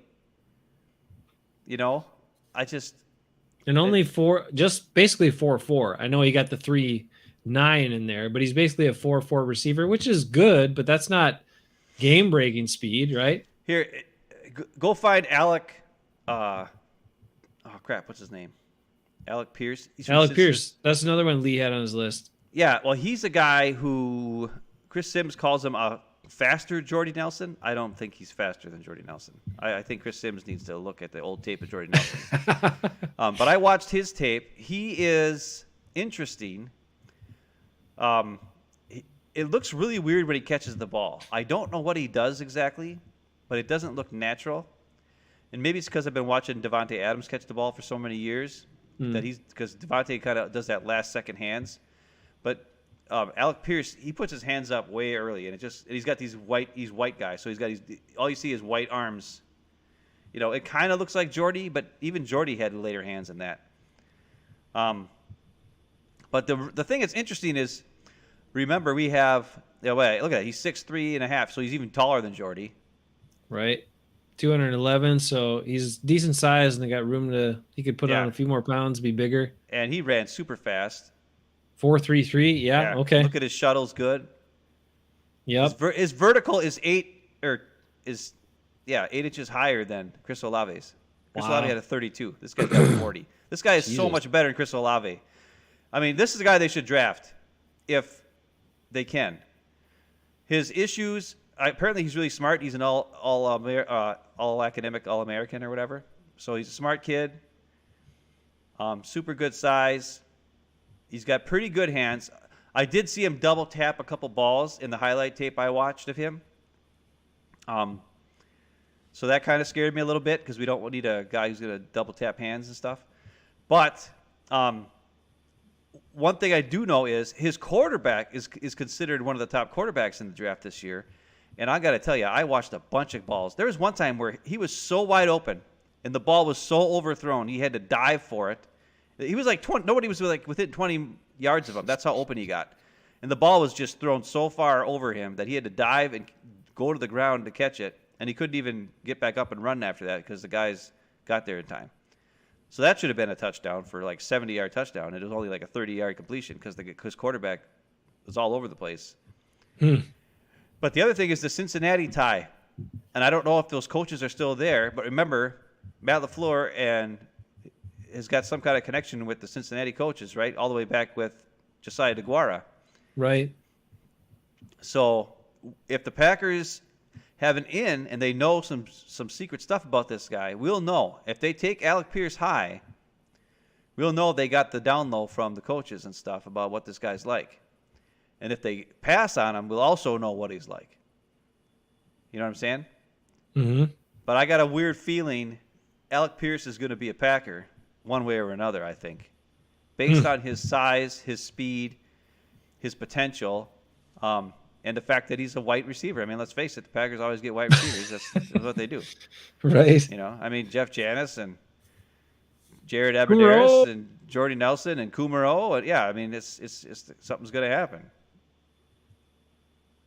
Yeah, Mom doesn't like the guy who runs out of bounds. You're right, Mom. Yeah.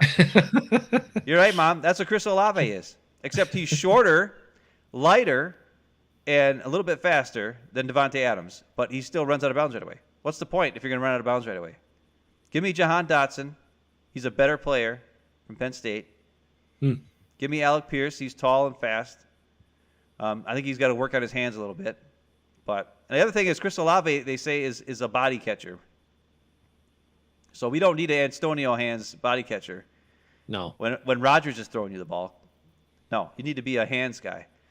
But I still got to dig into some other guys. There's a lot of receivers. The one thing about this year's receivers from I hear from everybody, because everybody, I've been listening to the PFF guys, listening to Chris Sims. The top 5 receivers are all like different guys. Like Chris Sims doesn't have Chris Olave or Garrett Wilson, who are the 2 Ohio State guys, in his top 5, which I kind of agree with. I definitely agree with Chris Olave. Garrett Wilson, I think, is a little bit better. I actually like Garrett Wilson better than Chris Olave. And then there's other guys who don't have Alec Pierce in the top 5, though he is slowly moving up boards as we go here, because I think people are finally going back and watching the tape and going like, oh, wait a minute. Maybe his quarterback wasn't as good as everybody thinks he is, because everybody thinks his quarterback's really good. And I'm watching the highlights, and I'm like, man, he's all over the place. He had to make some contested catches when he was wide open. Like, he beat his guy, got open, and then had to make a contested catch because the throw was so bad. So that could be good. There's also Sky Moore or something, and Drake London or something. There's a bunch of guys who look pretty good. Training for 2 tight ends. 0. Rodgers hasn't thrown to a tight end since 2003. All right, not 2012. No. He had Robert Tonyan healthy for the first start of the year last year and never threw him the ball. 0. I love you, 0.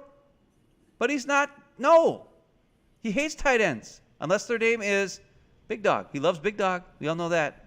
He used to throw over the middle to Jermichael Finley all the time, but well, he needs to start throwing to then Robert he stopped. Tonyan again. Then he stopped. Tonyan has 1 skill. He's fat, or 2. He's fast and he catches everything. Mm-hmm. Hello, throw him the ball. He catches everything. Rodgers still didn't throw him the ball last year when he was healthy. He kept throwing to Devontae all the time. Dumb, dumb, and dumb. And this guy's got a Wonderlic of what? 39? Whatever you said? 32? 39. Same as Justin Herbert. Justin Herbert. That's right. And I'll have a 9. Anyways, I'll look up more. Look up some more guys and see what But those are 2 guys that I give a check mark to. Alec Pierce. Okay, I'm okay with that. Chris Olave, thumbs down. No, do not. He's not worth it. He doesn't have the size. He has some speed, but he doesn't look fast. Like when you watch the tape, he doesn't look like he's a fast guy. So I don't know. And I think it's because his agility is not there. So if he runs in a straight line, he's fast. But how often in football do you actually get to run in a straight line where you're never impeded? Not very often. Yeah. So I just don't think he's not that good. He's not good at all. So, and there's other guys I want to look at and see what we can do, because I think this is the one year where the Packers are going to definitely draft a receiver, at least. So we can spend some time looking at all the receivers and see, okay, what's the best fit, what could be cool, all that kind of stuff. Well, now it's draft month. It's officially April, so we'll get into that Yeah. in the upcoming shows. Yeah. Yeah, we got a couple weeks here to kind of pick on some of that stuff and look into it. Yeah, I mean, I don't know. I don't know what the answers are, but I know they're going to need some guys that are going to be young that can be impactful right away. So you better make the moves on the right guys, and you better your quarterback better start throwing to him. So, Well, the Yeah. Alec Pierce Jordy connection it's okay. I don't think he's got Jordy's. Jordy had really good body control and good hands after a while. He didn't at first. Remember, he dropped those balls in right Super in Bowl, Super Bowl. It's a rookie. But eventually he learned how to do it somehow, right? But he always had really good body control, which he proved in the Super Bowl, even on that first touchdown. You know, on that fourth down or third down, whatever it was, where they took a shot and went for it and got a touchdown. But even in years later, all those sideline hanging out of bounds catches and stuff like that. This guy, I don't know if he quite has that. I haven't seen that all on the tape. He does go up and get contested shots because he's tall. He's even bigger than Jordy. But he could also fill the MVS fast guy who can block role because he's such a big guy. You know, he might be able to block pretty well. I don't know. I know that. They say he's a willing blocker. That's what it said well, in there. Well, there you go. And not only that, we know he's from the Cincinnati team, which is a coaching staff that LaFleur is friends with, or what, you know, I mean, like they have the same type of ideas. So I think it's a really good fit if the Packers can pull it off. I don't know how high they'd be willing to go to get him, and how, you know, where he falls in everybody's boards. At this point, people are saying he's a second-round pick, but they're also saying there's no surefire Jamar Chase this year. You know what I mean? Like, there's no guy who's like a, you know, everybody's saying, oh yeah, that's the guy. Like, there's nobody like that. Everybody's kind of mixed in the middle, you know, and so anybody could go just about any place is what they're saying. Now, I saw a couple things that scared me a little bit, saying how the Packers might go edge or outside linebacker for the first pick again. I think that'd be dumb. I think they need I players. never love that. They need players to play now. Yes. I mean, and they signed a defensive tackle veteran. So let's focus on receiver and offensive line. Mm-hmm. With all these, like I would say out of 3 out of the 4 picks need to be receiver or offensive line, and or trade up to get the best guy that you think is the best guy, whoever that's going to be. Like if it's Alec Pierce and you're worried about somebody taking him, go ahead, trade up and get it. I don't even care as long as he's the man, or even better if you can get a right tackle, you know, or a good guard or whatever the crap. But we need people who can play now, not guys who can sit on the bench for 2 years like Rashawn Gary, who should have been playing the whole time, but he wasn't because Za'Darius was there.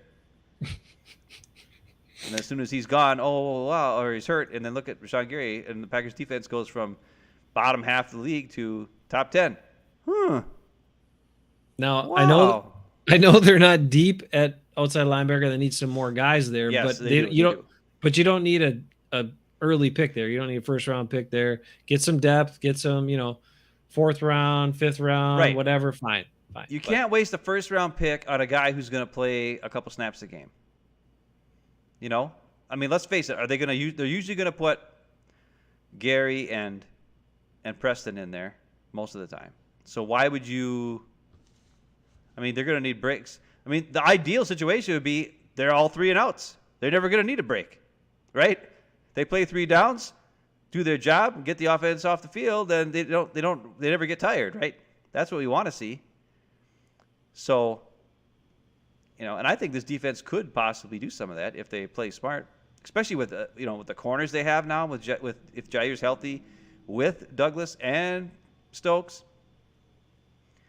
I've never been this excited about a Packer defense since the days of Reggie and Bernardo and and and Leroy and all those guys. I mean, it's cool. It's a fun time to be a Packer fan.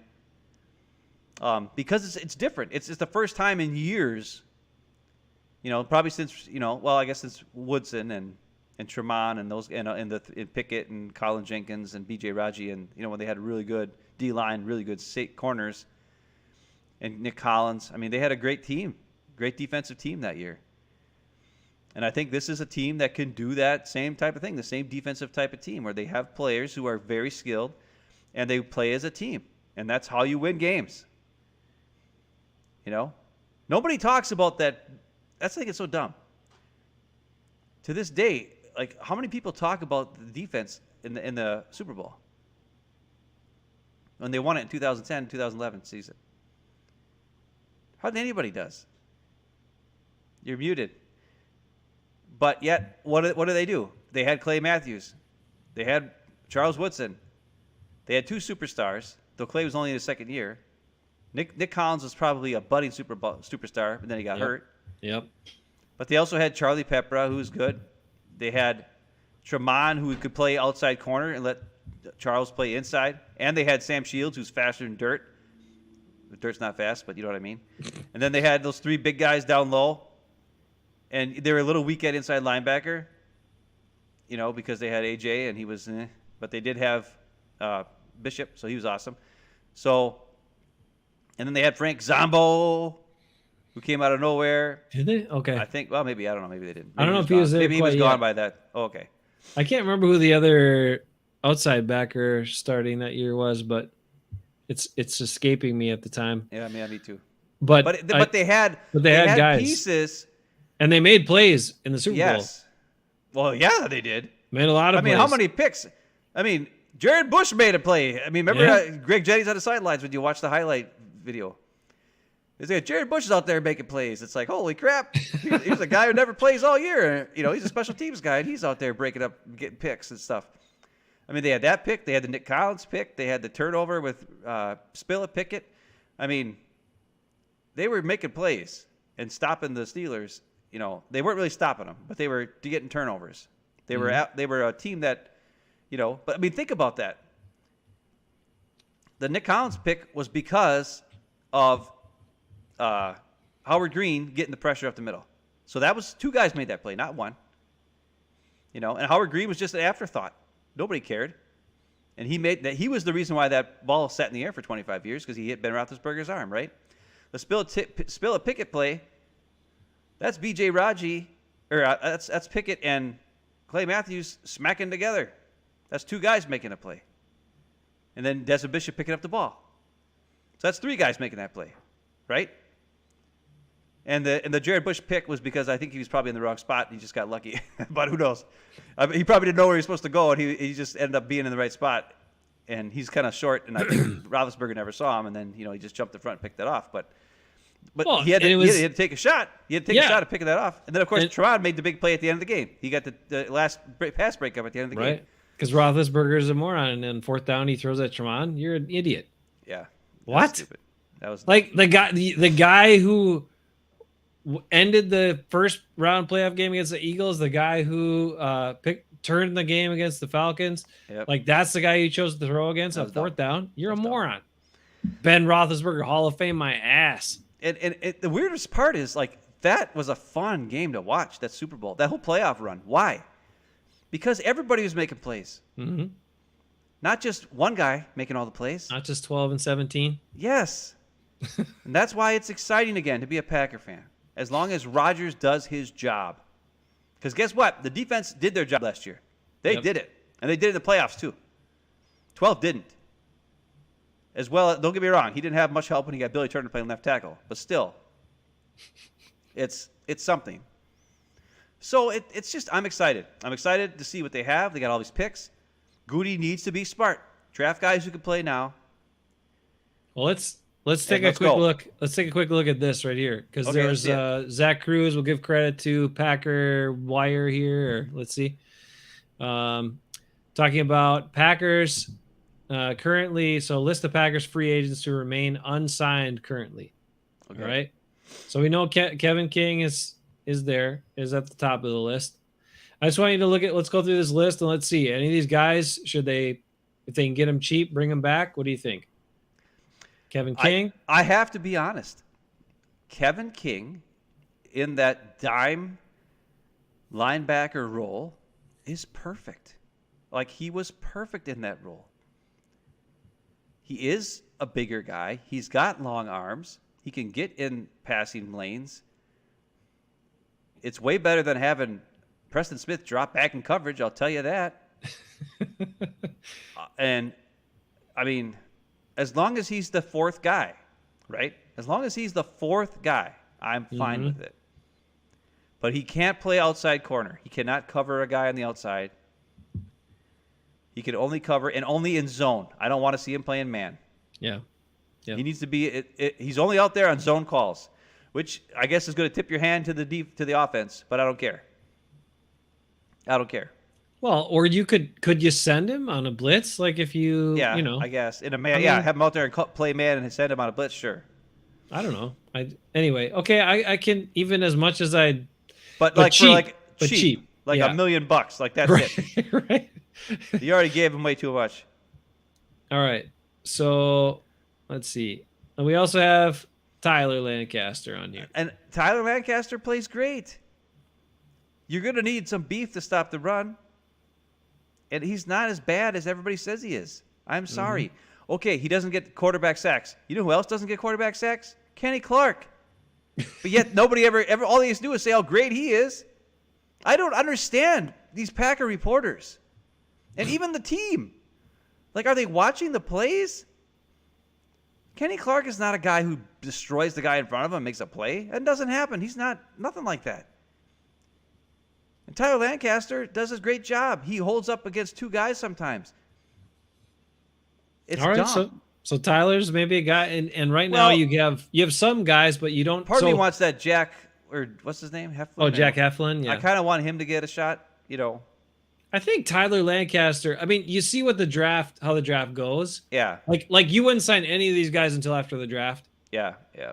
But I think he's worth, having on the roster for a cheap contract, and then seeing if he can make the team. Because right now you've got, maybe Heflin.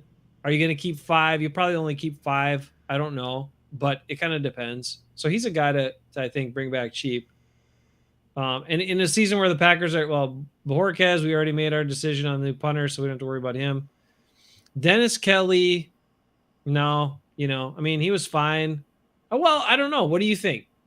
Probably not, right? You got to draft guys. You got to focus on Yash. I don't know. What do you think? Whoa, Rick's got a good quote. Put that up. What does he say? Hang on, let me get back there. How many times have you heard the Packers need to get Kenny some help? How many times have you heard that about Aaron Donald? Yeah. Whoa. True. No, and Aaron Donald is like the best player in the NFL. So it's hard. You can't really compare a random guy to the best player in the NFL. But it just bothers. Well, I'm just saying, like the way they talk about Kenny Clark, he's like some kind of Super Bowl superstar. Right. And he's not a superstar. He's just not. I mean, the guy they just signed is a better sack artist than Kenny Clark. Right? Yeah, I think so. Yeah. I think so. Anyway, but Dennis Kelly, listen. He did pretty good. I think he's good as he struggles with speed rushers. Period. Yeah. That's all it is. He struggles with speed rushers. So I mean, I still think he was part of the problem in the championship game or in the playoffs this last year. But I mean, he's going up against Nick Bosa. The thing is, the Packers don't normally keep veteran guys, oftentimes too many for depth. It's more, they fill the depth with the young guys and all that stuff, or the undrafted free agents and all that. So this would be a veteran guy who's going to need a little more money because of his veteran status. And will you keep him for the depth, or does he have to start for you because your left tackle's not ready yet? And I don't know. Okay, that's kind of like question mark for me. I wouldn't hate it. I would sign him. I would be okay with it as long as it's on the cheap. Whitney Merciless, who flash for a little bit, and really, okay. I thought he played great when he was Wow. out there. I would rather see them sign him back, but I don't want to, not for a lot of money. Hmm. A couple million. I mean, he got hurt, didn't play much last year, so I'm sure his market is really, really, really low. So I think we could get him on the cheap. But I'd rather see them do that than draft a guy in the first 2 rounds at pass rusher. Well, I agree with that. Bring this guy back, have him be a situational pass rusher, and, there you go. I mean, when he was in there, he started to make some plays, and then he got hurt, and then you're like, oh crap, He played on the crappy Houston team forever, and he's kind of getting to the end of his career. So if you brought him back and you had aspirations of winning a championship, you'd expect him to be motivated and play hard. Well, I'm pretty sure Right. that's what they have, aspirations of winning a championship. That's the only goal this year. Okay. Henry Black, not back. I was surprised by this. What do you think? Well, I don't know. Because 2 years ago, he seemed to make plays. And then last year, he seemed to not make that many plays. So maybe it's the defensive system is not working for him. The change, whatever the change was for the safeties. I don't know what the change was. But it seemed to be something different. And so, but we need bodies at safety. They only got 2 guys on the roster right now, I think. They got Vernon Scott yet or not? Yeah, they do have Vernon Scott. Yeah, okay. I'd rather have Vernon Scott. He's still there. They can draft a guy late or whatever, or early. He was a early because. Well, it's true. Because Savage's, contract's coming up here in the next couple years, so. He was let's see. Yeah, that's right. Right. Well, this is Savage's 4th year right now, coming up. So yeah, Savage's contract's up after this year. If they don't. Savage was the year after Jair, right? So. Yeah, it was him and Rashawn Gary. So this is their 4th year coming up. Oh, so they have to decide on whether they're going to give him the 5th-year option. Did they? Right, I can't remember if they did that or not. I don't know. All right. Well, I say get a safety. You can find a young guy. It's fine. Okay, whatever. Chauncey Rivers at outside linebacker. I don't even know what he did out there. He did okay. He wasn't bad. I mean, I don't know that. All I know is I can remember him getting his butt kicked on running plays. I can remember there were times in games where Gary and Preston weren't in there, and the Packers couldn't stop the run at all. Like they were getting creamed. They were just getting bulldozed. And I was like, what's going on? And I looked and it was like him and Garvin or whoever and whatever the other guy's name. Oh, yeah. Jonathan Garvin. Yeah. Those guys can't run. They're not run blockers. All right. You can let them go. Unless they're just going to be – unless they're expert pass rushers, which they're not, I don't think it's worth it. We can let them go. I thought there were some more guys. Let's see. That's it? I thought there were a couple more guys. If we still have Jonathan Garvin and Tipanaliai, we don't need that guy. Okay. Well, we can draft a guy.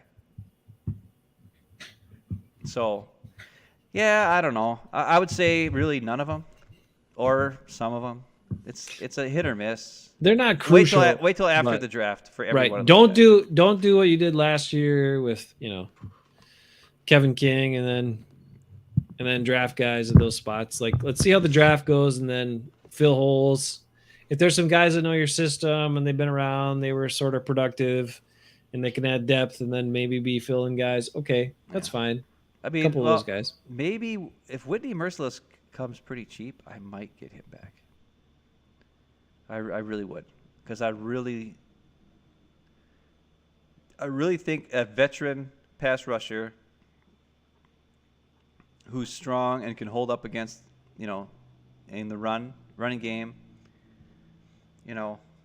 I think that's a good fit. And I think it's also a really good leader type guy for Rashawn Gary. Like, Preston's a good guy, but he's not the most vocal guy. You know what I mean? Where Merciless, when he had his press conference when they signed him, he seemed like a legit, leader type guy, like a really awesome dude. And Preston's an awesome dude, don't get me wrong. But I don't know what type of leader he is. He's kind of more quiet. So I don't know. I think he would be a really good piece to bring back, Merciless. And maybe the rest of those guys, let's draft some guys that take their spots, or sign undrafted free agents or something for really, really cheap. That's what I would do now that I'm thinking about it. Because Kevin King, you know what? I'm sick of seeing him. So forget it. He's gone. You're muted because you're laughing and I can't hear you. You're still muted, so bring it back. I was looking at it, trying to look at this other article that had the whole list of guys, but anyway, I thought there were a few more, but maybe that's it. They we'll signed a lot of them back.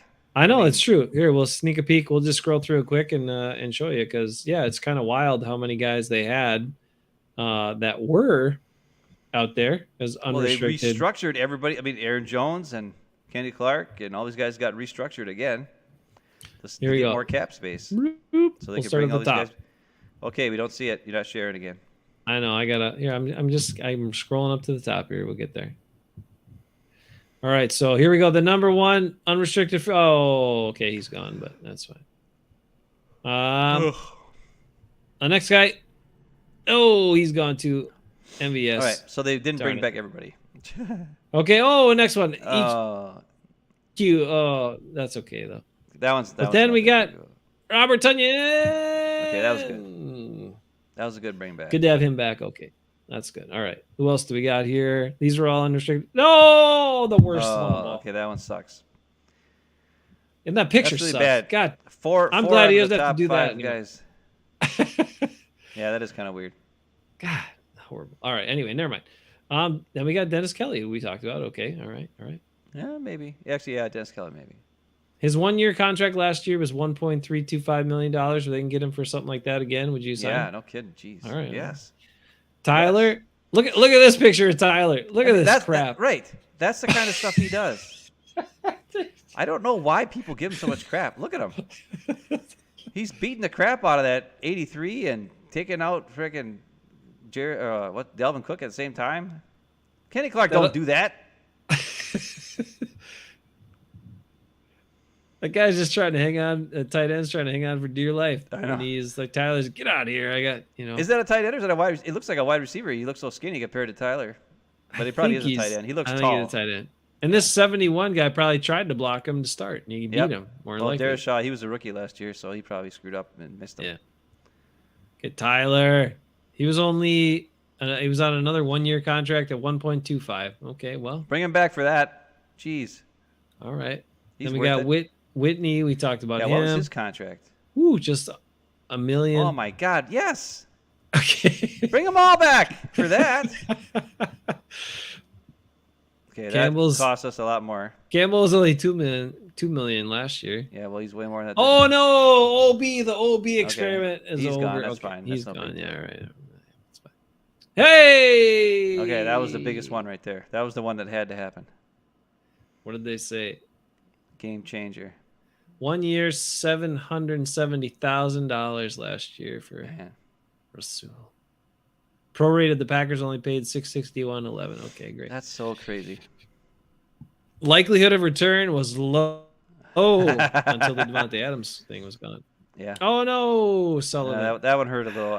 But like I said, the last couple years, it always seemed like he was 5 yards off the guy he's supposed to be covering. You ever notice that this last season? Yeah. He wasn't sticky. I don't know if he's slowing down, or if he's just not as aggressive as he was in the past. But all right, Kenny King.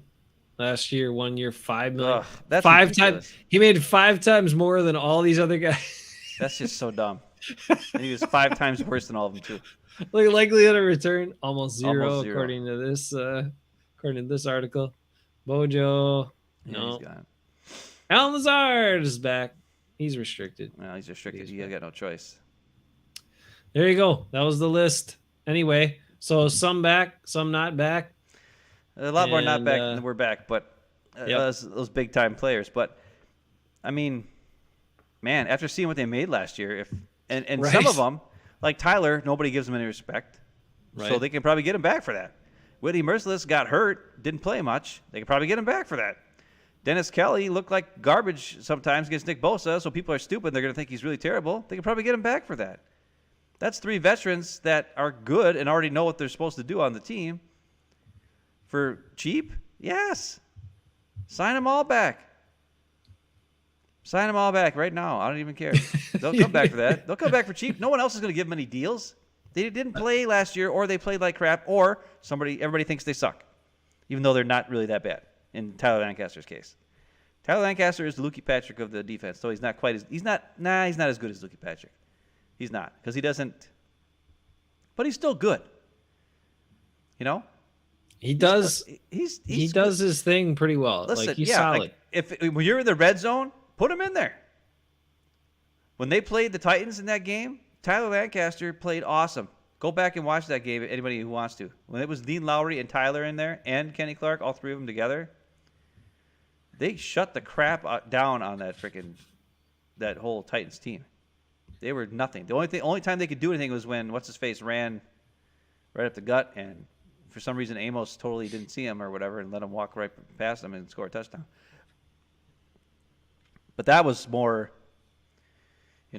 a side effect of the fact that they had those three big guys in there and they didn't have as much coverage on the field, Mm-hmm. Because everybody was worried about covering the receivers, and then there was a big giant hole for what's-his-face to run right around, right around right tackle and just take off for a 40-yard touchdown run, but whatever. Well, look, that's what we know for tonight. I just thought we'd take a look at the undrafted or the unsigned free agent guys, since free agency's kind of winding down, and we're going to start focusing on the draft here pretty quick. And then, of course, we had to talk Bucks tonight because Bucks are surging, man. They're doing awesome, and their team's coming together, and they're looking really good. And then, of course, the other thing was the big news for me from the Bears, and more importantly, how the Bears are loving up on Lucas Patrick. I love that. They're all talking about him. And the other big news was, my man, Quinn Miners, being named a starter by his head coach. Nathaniel Hackett gets it. I don't know how it's going to work out if Billy Turner's next to him, but Quinn he's going to do his thing. It's just it's so striking to watch him and then watch Royce Newman. Yeah. You're just like, good God. Royce Newman's not a guard. He's just not a guard. I don't know why they always draft these tackles and then put him at guard. Let's draft a guard and put him at guard. You know what I'm saying? Guards do what guards do. Yeah, they do stuff like this. We'll just watch it one more time because it's so good. Now, Quinn is right here at right guard. Center's pointing his arm out. Quinn is right there at right guard. Just watch him here.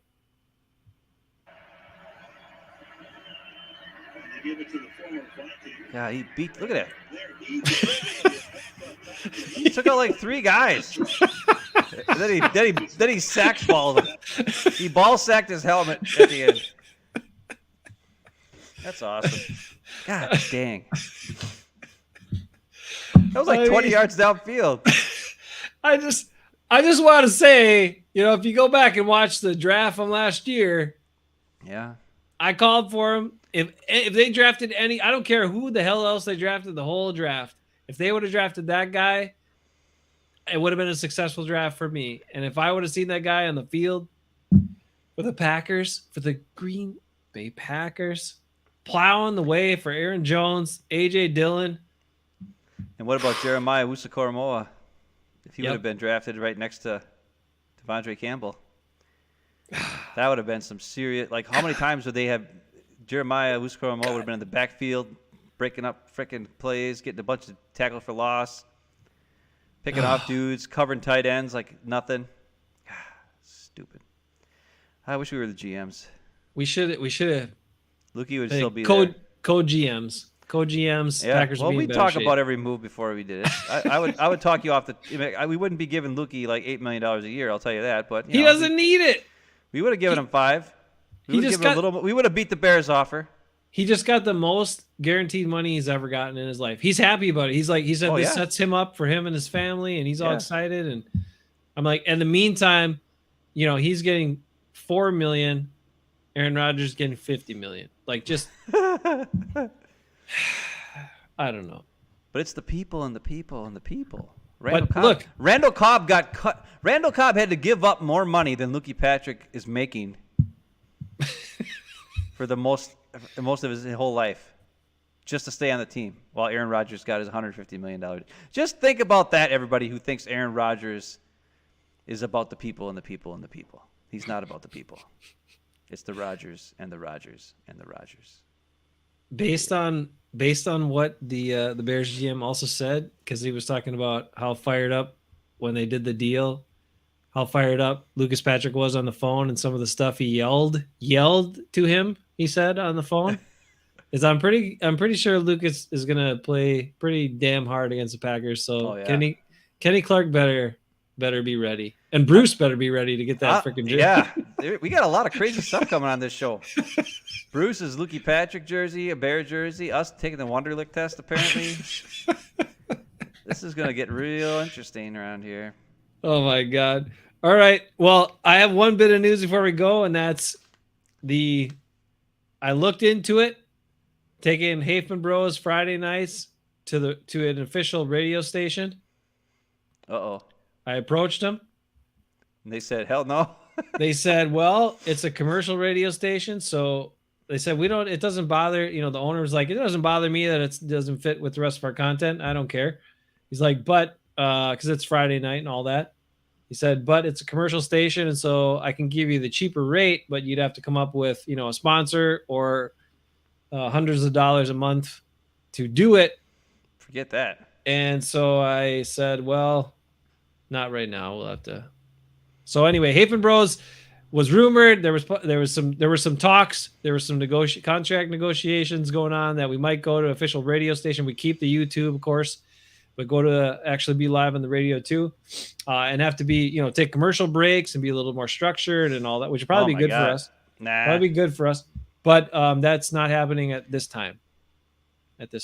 So now, if you out there in the world know of anyone that might want to sponsor the show, or even subscribe to the show, or maybe even watch a second of the show, please tell us or tell them, and maybe one day it'll happen. We'll see. We'll see how it goes. What our show is good for is for the Packer fan who has got something else to do.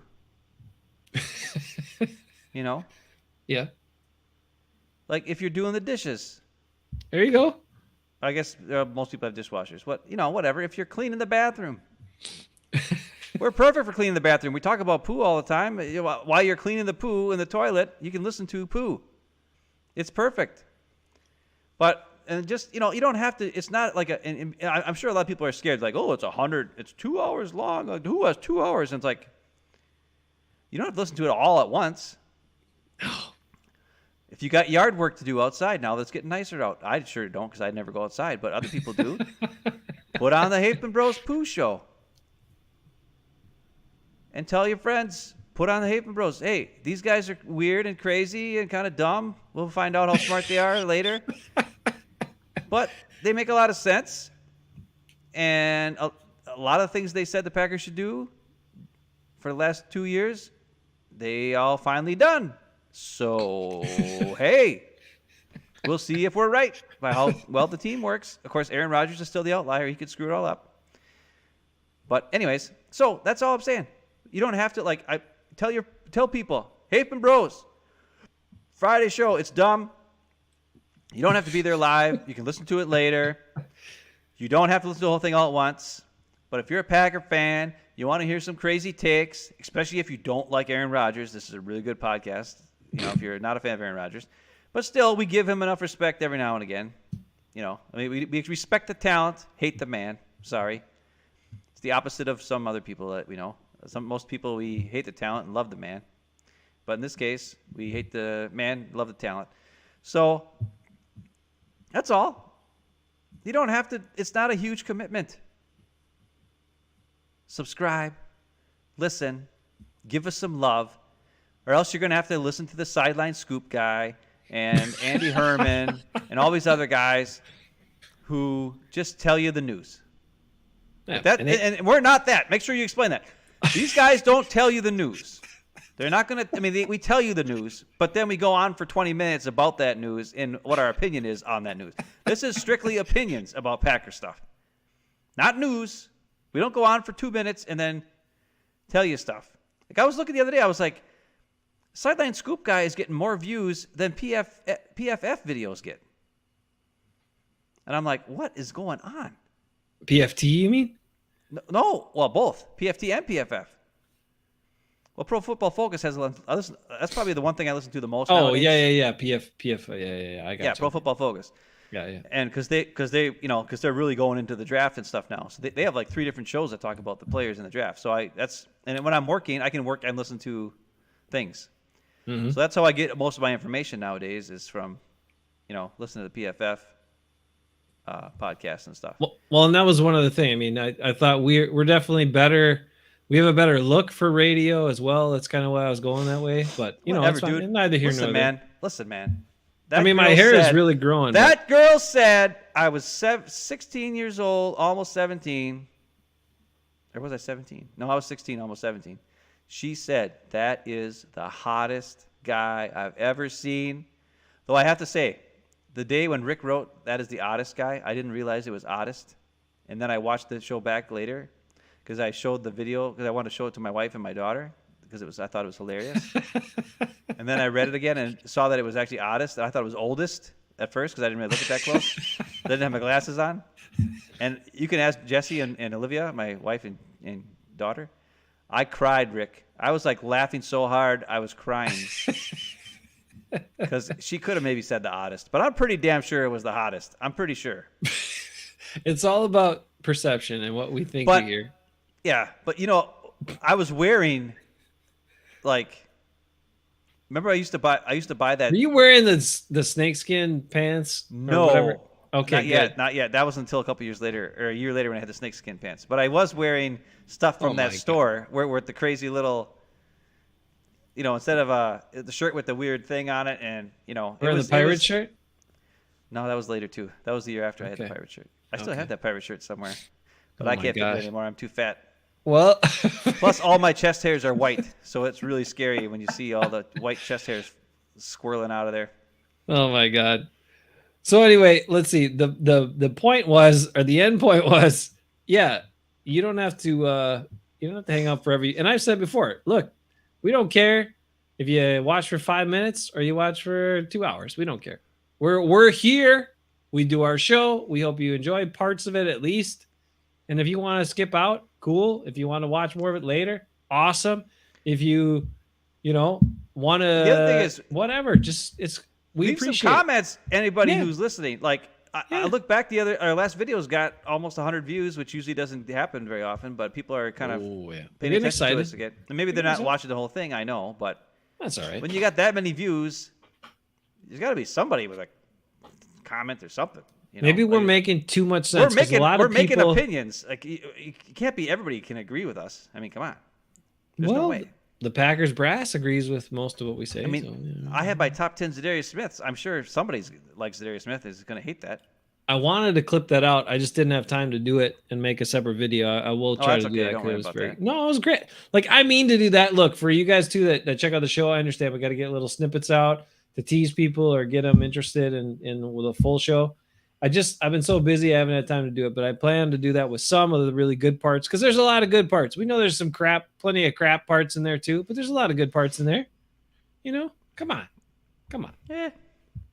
Anyway, I'm keeping the window open a little bit for the possibility of going to radio. And what I was proposing is we would do a 1 hour radio show, and then we might do a little extra after just on YouTube as well and continue on. But we'll see. We'll see where it goes.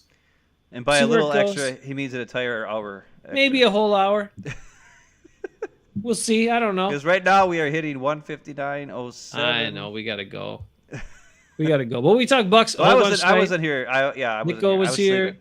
Talking Bucks. Bucks are awesome. If you don't look, let me just make this one little quick thing. The NBA, I get why a lot of people got turned off by it. There's a whole young fan base that's excited by the NBA. They actually like basketball better than football. Yeah. But the thing is, I understand there's a lot of whiny, annoying people like Kevin Durant, Kyrie Irving, James Harden, all these guys. Diva babies. Every one of them's a diva baby. So it's except not on the Bucks. Yeah, I know. Bucks are cool. The Bucks are so awesome, and the fact that they have basically a whole team assembled like that, and everybody falls in line with their superstar and follows his lead because he busts his butt and he's a super awesome guy. and he's really great at basketball, and he worked his tail off to get where he is, and he came from nothing. He was dirt poor in a country where nobody wanted him. Like, come on. Like, that dude is unbelievable. And the fact that he gets to be the superstar of a Wisconsin team, you should follow, at least casually follow that team during the regular season, and then get into them during the playoffs, because they're amazing. And he's amazing. So, oh, man. So good. I love basketball, and I love the Bucks. I love playing basketball. Bucks. I want to play some basketball. We'll die if we do. We'll I hurt don't something. think so. Pull something. I think I got the Oh my feels. God. I All think I right. could school you and Mo, and for sure Nick. He doesn't move at all. And Rick for sure, because he's Well, got rickety legs. He won't. If we do that, we'll get some video footage, and we'll play it on our show after it's done, and we'll show you what it looks like. Well, you're gonna see me. I'm gonna look really fast because I'm a guy who looks fast and is not. We established that All last right. week. All right, so we got the Wonderlick, we got basketball, we got Nerd Game Gathering, we got all kinds of stuff coming up. And remember, once we get the trophies back from Mom and Dad, I will show you my name on the toilet trophy right below Ben's. That's where my name has always been, pretty much my whole life, is right below Ben's. And once again, it'll be right below Yeah, Ben's. except for in high school when I had a band and you sang 2 songs and they called it Jason Hafeman's band, even though I was the lead singer and the lead guitar player, and I played all the songs except for 2, and it was known as Jason Hafeman's band. You know what I listened to today? Even though I was a senior and you were a sophomore, and I was like, what the hell? But you know what I listened to today? The song that made that happen, which is the Eric Gales band, Sign of the Eric Storm. Gales band, yeah, that's a good song. It's a damn good song. Such a good song. If you don't know it, go check it out. I think Jesse even liked playing drums in that song. Jesse the Cross, Yep. the Cross, damn good drummer. Was? Damn good drummer. But he sucked when he had to play something easy because his mind would wander. His mind would wander. I had to give him.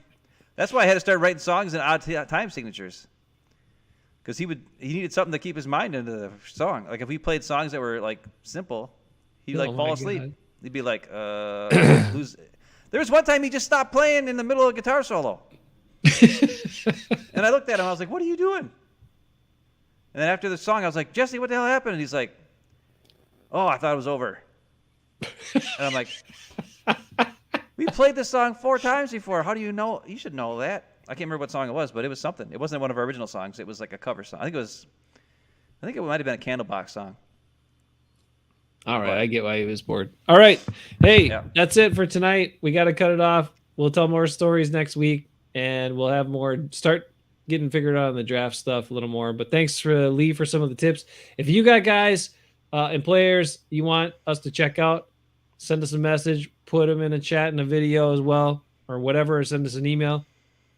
hafemanbros@gmail.com, and we'll check them out. We'll be more prepared for draft. And anyway, just remember, subscribe, check us out. Be good, stay safe.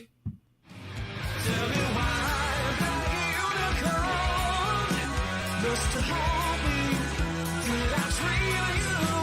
Got to find out.